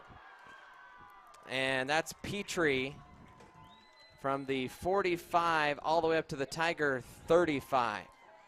I mean, that's an uncharacteristic play for the Tigers in this game. The inside run, that's easily the most successful that's been tonight. So not a great time for that to happen. 2nd longest run of the night for the Eagles. A gain of 20, under 7 minutes to go. 1st and 10, ball spotted at the Tiger 35. Cooper's in the shotgun there with Petrie. He's going to run play action. He's in trouble, gets out of the pocket, and then he is hammered to the turf. The Tigers swarming into the backfield there. And what a huge play. Now it's setting up 3rd and 17 now for the Eagles here. And just the Tigers did a good job of pursuing, and Cooper not able to escape that time. And more importantly for Erie, that keeps the clock rolling. 6:06 on the clock. 2nd and long here for Pine Creek. They're going to run read. Cooper's going to keep it himself, zigzagging away across the hash, and he'll get back past the original line of scrimmage. He'll pick up about 10 there. And that'll bring up 3rd and about, well, that's actually, they gave him a little more than that. 3rd and 6 here. After the run. And they're definitely in 4-down territory. 5.5 minutes. Cooper in the shotgun. He looks to be laboring just a touch. Now he's going to look to pass, fires the curl route there to Roy, who will just step right out of bounds. If you're the Tigers, if nothing else, you'd like to make Pine Creek use a couple more plays here, drain a minute or two if you can off the clock. Game far from over. Pine Creek still has a bunch of timeouts. And the 2nd quarterback is coming in for Cooper. Walden in. And there's a snap that goes behind Walden. He picks it up, and he is engulfed in the backfield. You might as well have thrown a saddle on him because Tyler Muir hopped on for a ride there. I mean, that keeps the clock running, and that's a big loss for Pine Creek. Now, if you're Erie, you know that you've let them get a lot of these back, so you'd like to, at least keep it behind the original line of scrimmage here. Some tight coverage there with Roy on the bottom. I think they're going to go to him. Yep, he's open, at least initially. Now they will throw the comeback, and he'll step out. He was open on the fade, and trying to catch up in trail technique was Dono, and then Roy put on the brakes. Man, he is a slick athlete, is Elijah Roy. Yeah, that comeback has been very effective on this drive for the Eagles. But that's one sack, down to 4:50 on the clock. 3rd and 7. Cooper, a little bit of pressure. Gianpietro, that's a spicy meatball. And a sack for the Tigers makes it 4th and long. You know, I've been saying the entire game, the Tigers haven't been able to pressure him very much, but what a crucial and important time to get pressure on the quarterback to force a 4th and long here. So the Tigers' defensive line showing up when it counts. So 4:22 on the clock and counting, and it's 4th and 14 here for the Eagles. This could be their season on the line. Can the Tigers make a stop? And they will call timeout with 4:08 remaining. I mean, this drive has just been back and forth. The Tigers have forced a lot of negative plays, but the Eagles have done a good job of fighting back from it. But here, 4th and 15, just the biggest hole I think they've been in tonight on fourth down especially. They've gotten some big fourth down plays here. So the Tigers, if there's one down to get it done, and this is it, you got to make sure Roy is covered. You probably put at least 2 men on him, and then I think you want to look for some sort of a slip from a tight end or running back. So the Tigers down 17-7 at halftime, lead at 28-17.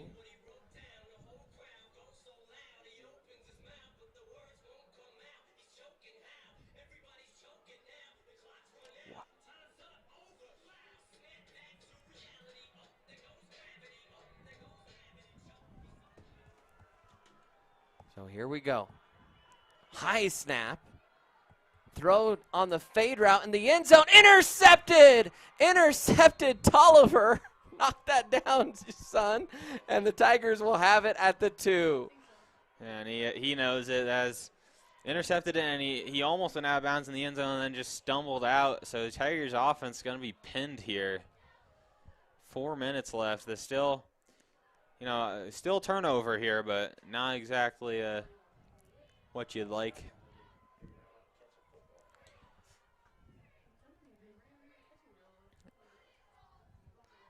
All right, I'm gonna think that they gotta just pound this up the middle. Yeah, I think maybe even. Well, you have some explosive runners.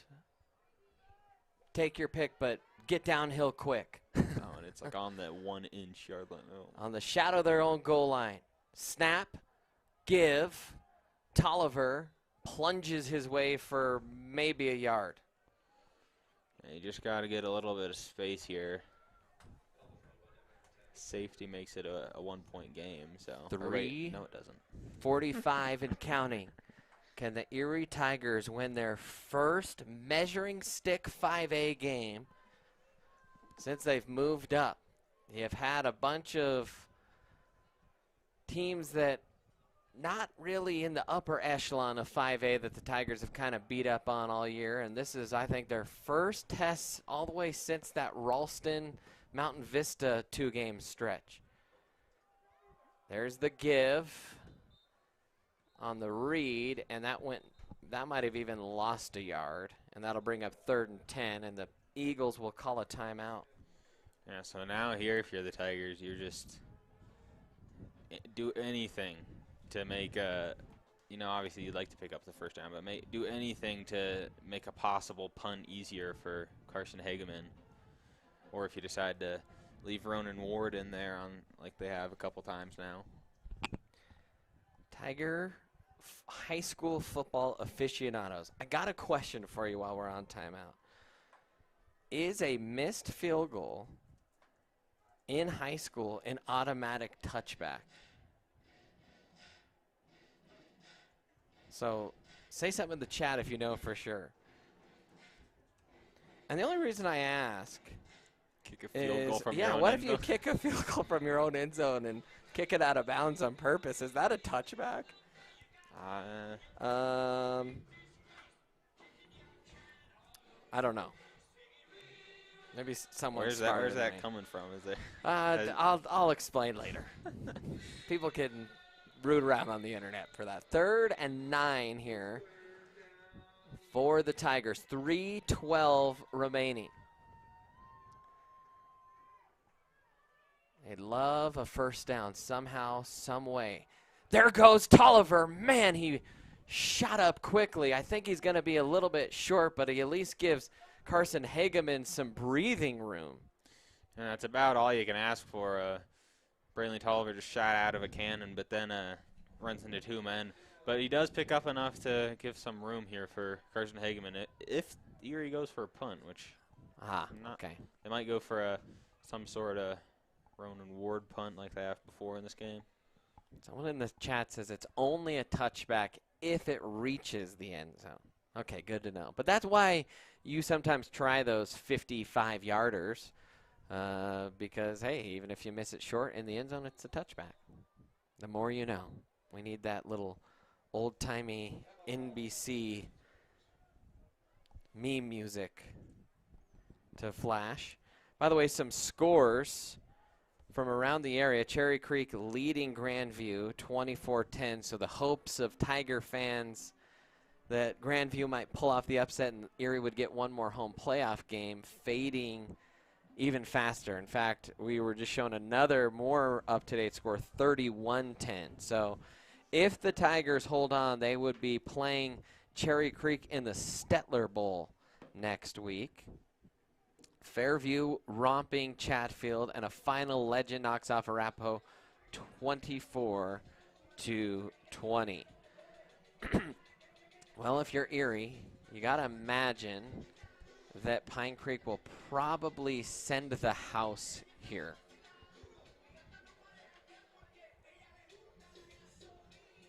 You have a dangerous returner in Roy. More than anything, Roy isn't on the return. It's 27. oh, yeah, he was out there on the field. I'm surprised he's not returning, but he is out there. Great punt by Carson. Fair catch called for. That's going to bounce. Takes a Pine Creek bounce up to the Erie 41. That's about as good of a punt you can ask for out of Carson Hageman. At the back of his own end zone, gets it out to the 40. And we've seen, I think, before a punt like that from Carson that got an Erie bounce and rolled over to the other side of the field. So just an impactful player in every phase of the game that you see him in. You know, Coach Geiger didn't mention this in our pregame interview, but we talked earlier in the week, and he mentioned that special teams could play a factor in this game, that they felt like there were a couple things, and really they have played a factor as Jim Pietro gets in there, and he's going to get a sack, but he's also going to get flagged for some type of either horse collar, face mask, something along those lines. And just an unfortunate penalty there, as Gio, it looked like he got him to go down, but then as he bent over, Gio grabbed him tackled him in a way that he's not supposed to. His junior year for Gio, and he has blossomed into a dandy of a defensive lineman. And not the biggest guy, but just brings the power and the intensity, and the leader in sacks on the team. He's just a huge part of this defense. Face mask is the call, so it's a 15-yarder. 2:11 left to go here in the quarter. Yeah, definitely in the game. Definitely not what you like to see, but Pine Creek has used at least one of their timeouts. So if you just keep everything in front of you right now, there's not going to be enough time, barring a onside kick.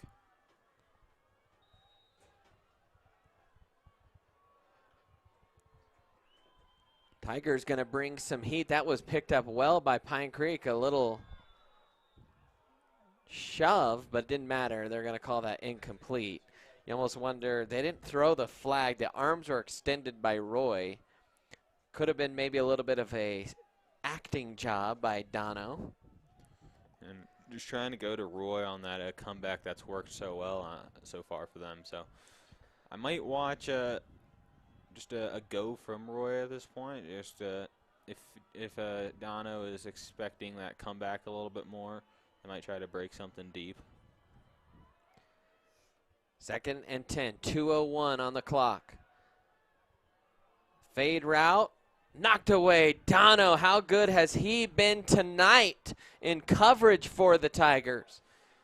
You have one of the better athletes at wide receiver that the Tigers have seen, and Dono has put the clamps on Roy for the most part since, I don't know, about midway through the second quarter.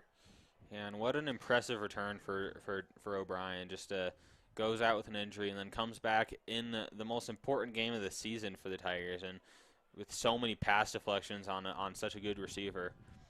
Just one of the most impactful players in this game for the Tigers. 3rd and 10, 1:55 left to go here in this game.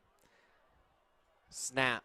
Here comes the pressure. Throw off the back foot, floats. It finds a receiver, kind of leaking out of the backfield there. Good poise by Cooper to find his man, and that was a big play at a big time for the Eagles. And just try to stop him from getting into the end zone on the next play here. There goes the handoff in the middle. The Tigers will bottle that up, and that's important because that will keep the clock running with 1:39.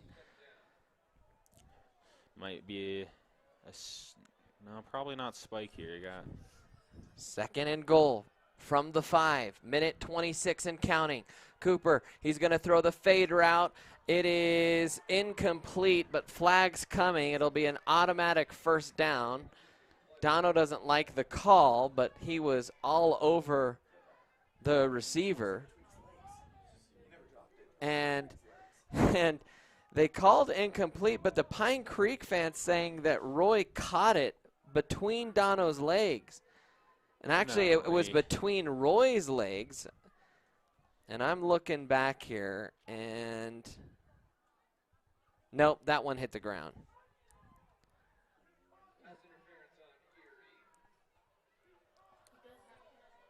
He had it, he pinched it between his legs on the redirect upward, I think. So that will be first and goal now from the 2, a minute 20.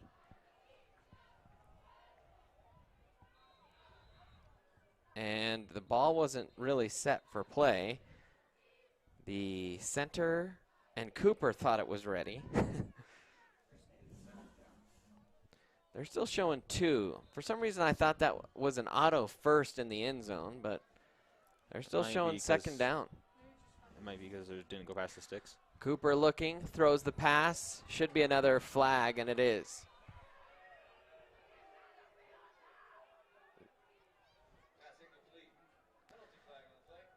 Pine Creek fans not happy, but they get the call. I mean, if you're Dono, that's a good decision. I mean, don't give up a touchdown. At this point, ticking off a couple seconds yardage is less important than time, and so make them run another play. I mean, hold them every time if you need to. Yeah, you sometimes see that late in games, though. The other team will snap it and just hold everyone. So the snap on first, Pine Creek wants it called a touchdown. No signal from the officials. They are running in, and they'll call it. So touchdown, 1:04 left for Pine Creek. And they are still in this one. So, I mean, now if you're Erie, all you got to do is get the onside kick. And John, I have lost the plot in terms of timeouts remaining for Pine Creek. I know they've used one. I'm not sure if they've used they've used 2 because they used one to stop the clock with like 3 minutes left, and they used one before that. So I think Erie might be able to just knee it out once if they get the. Pine Creek's going to go for 2 to try and make this a field goal difference. Pine Creek late getting personnel on.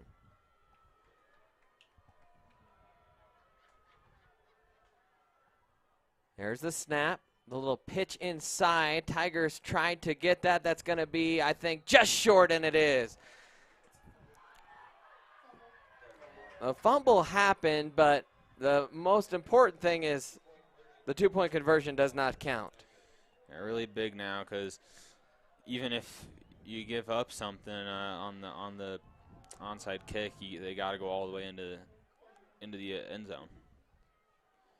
So now if you're the Tigers, just play safe. I don't expect they'll even have a return man at all. No yeah, reason this is to. well, this is. I always think if there's no return man, you could try and kick it over everyone's head and drop it behind them all. Yeah, maybe one guy back. But then I mean, yeah. Well, as what we were saying was I talked to Coach Geiger, and he said that special teams could play a role in this, and we've seen that on the kickoffs. The Tigers have had good field position. Pine Creek has missed 2 field goals. Well, they're down 5 points right now. So that is looming large here in this one right now. As the Tigers now need one good special teams play to try and punch their ticket into the quarterfinals. This is always a tough one. 1:04 left.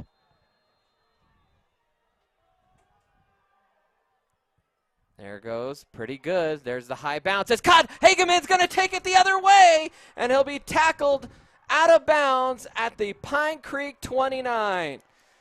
That's how you recover an onside kick. Are you watching, Montrose? I mean, we see Carson Hageman. He's been a little bit more quiet tonight, but still making some solid tackles in the middle of the field. Hasn't been in on the offense, but good punt earlier in the game, and then a good onside kick recovery there to ice the game here.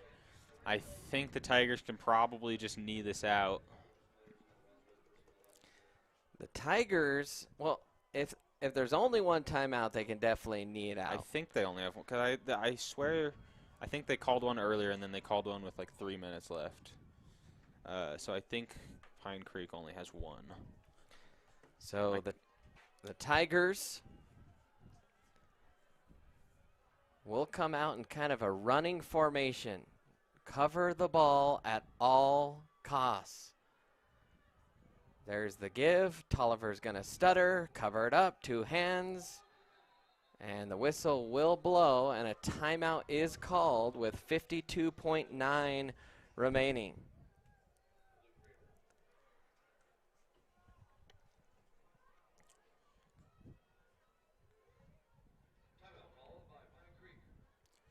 So, I mean, even if they have a second timeout here, if you don't get to the first down, you can try to drop a little pooch punt with a Ward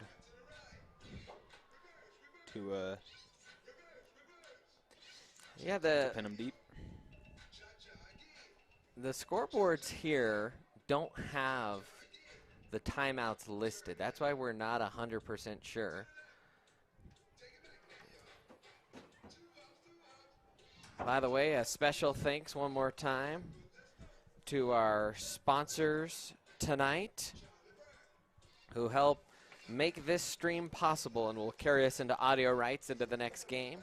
Gin Realty, Luminate Home Loans, Golden Ember Salon, and of course, the Mettermasters Foundation. So, 2nd down and 10 here for Erie. 52.9 seconds remaining. They're still in a running formation here. Handoff. They're going to try and strip it, but Tolliver will be quick to go to the ground here, and they did have 2 timeouts. So that is a little bit of a factor here, because as Pine Creek, you will have the chance to maybe get this ball. Well, I don't know. I think if you're Erie, what happens is you want to run a play that takes 4 or 5 seconds off the clock. You will then run the play clock all the way down to 4 seconds. At that point, I almost think you just run around. Well, you can't take. You can call a timeout or take a delay. It doesn't matter. But yeah, get better position to punt it. But you wouldn't punt. You would no, not you put. wanna, You're not the Michigan Nope, Wolverines. You're You don't want to punt. Yep. You just want to, if anything, you want to catch it and maybe throw it straight up in the air out of bounds. You could run it around. There's some different options, but you could potentially salt the game away. I mean, this is where you sometimes see teams just drop back and hold for, like 10 seconds. Just. So, Ward going to take the snap, hands it. Tolliver cuts up the field and actually gets some positive yardage, and that play ended with 41 and a half seconds. You could even maybe try for a field goal if you're confident in. No, you don't run a play that can end in disaster. You run the How- safest okay, play. okay, you don't yeah. want to get it blocked and returned. You literally burn time and end the game. My bad. Like I said, ask Blue how that turned out against Michigan State. It's like Chad is saying, there's going to be 1 second. Of course, left. there were 15 seconds So actually, left, yeah, so they this had to punt. They can just hike the ball and. Actually, I don't know. They if there's will. Even, Yeah, they'll No, take that- zeros at the same time. That'll do it. The Erie Tigers come to Colorado Springs and they knock off the Pine Creek Eagles, where the rugged Rocky Mountains reach the clear blue sky. I mean, what a response from Erie. You score 7 points. You're down 17-7 at halftime, and you come out and score 21 unanswered. And the defense, just what a testament to the defense this game has been. They held strong in the first half so many times. So what a play by or what a game for the defense. The Tigers finished the night 271 yards on the ground. Braylon Tulliver, definitely our player of the game, 187 yards on 23 carries. That's 8 yards a pop. Ronan Ward, 81 yards. And how about the Tiger defense? Under pressure all night in their own end of the field, and they stood strong, bowed their neck, and delivered a 5A quarterfinal berth. They will see the Cherry Creek Bruins next week in the Stutler Bowl. How about that, Tiger fans? I mean, the Tigers, we saw them earlier in the year. They were close with Ralston Valley. They got blown out by Pine Creek. This is just a huge win, just to prove yourselves. This is, I think, the most marquee win the Tigers have gotten in 5A this year. You go travel almost 2 hours down south to an away game against a higher-ranked team and come away from odds that are against you halfway through the game and respond and come away with a win. I think this is really the best type of win you could get. A beautiful win, and to maybe take a little bit of this game in, I just got a text from my first ever ETN student, Alex Ailey, talking about his excitement playing Cherry Creek in the quarterfinal. And, this will probably be our last TV or video stream of the year, back where I started high school. So everything coming full circle this season. Feels like a good finish to our video broadcast, a playoff win in 5A and a quarterfinal berth. We will apply and probably have an audio-only stream for you next week at the Stutler Bowl. And we will keep following this Tiger team all the way into as far as they keep going. I tell you what, these players in class, John, we have a few football players that sit on that back row in class, and they felt pretty confident about this game. And heck, they felt like, hey, Pine Creek, they hung tough with Cherry Creek. They lost 21-7. If we could beat them, we could hang with Cherry Creek, and we could beat them. And that's at least what you have to believe going in. Anytime you play Cherry Creek, you got to lay it all out on the line because you know what kind of program you're facing. Yeah, Pine Creek only lost by a touchdown, and then Grandview has now played them close twice at Cherry Creek. So I think the Tigers definitely have a solid chance to go in and upset the Bruins. Well, from the home of the Eagles, where they used to give them the beak, the Tigers reigned victorious here at District 20 Stadium. Thank you so much to all of our crew. Megan on replay. Aaron, he was frozen like a popsicle down on the sideline doing sideline cam. Briscoe somehow was bailed out. He was up behind the glass with the camera, nice and warm up here. Chad, as always, this might be one of Chad's last broadcasts, as I know he will be the dad of a senior next year, so he may enjoy that more as a fan next year. So huge thank you to Chad Jameson for being our producer and director and giving so freely of his time to work with our kids and help make them better broadcasters. And John, you as well. Of course, as long as you're able and willing, we'll keep you on the call here through the remainder of the season. That's going to do it for us here, though, on the Erie Tiger Network. The Tigers are victorious here in Colorado Springs, 28-3. For all of those crew and everyone else across the Erie Tiger Network, I'm Brandon Bird. Until next time, Tiger fans, I'll chirp at you later.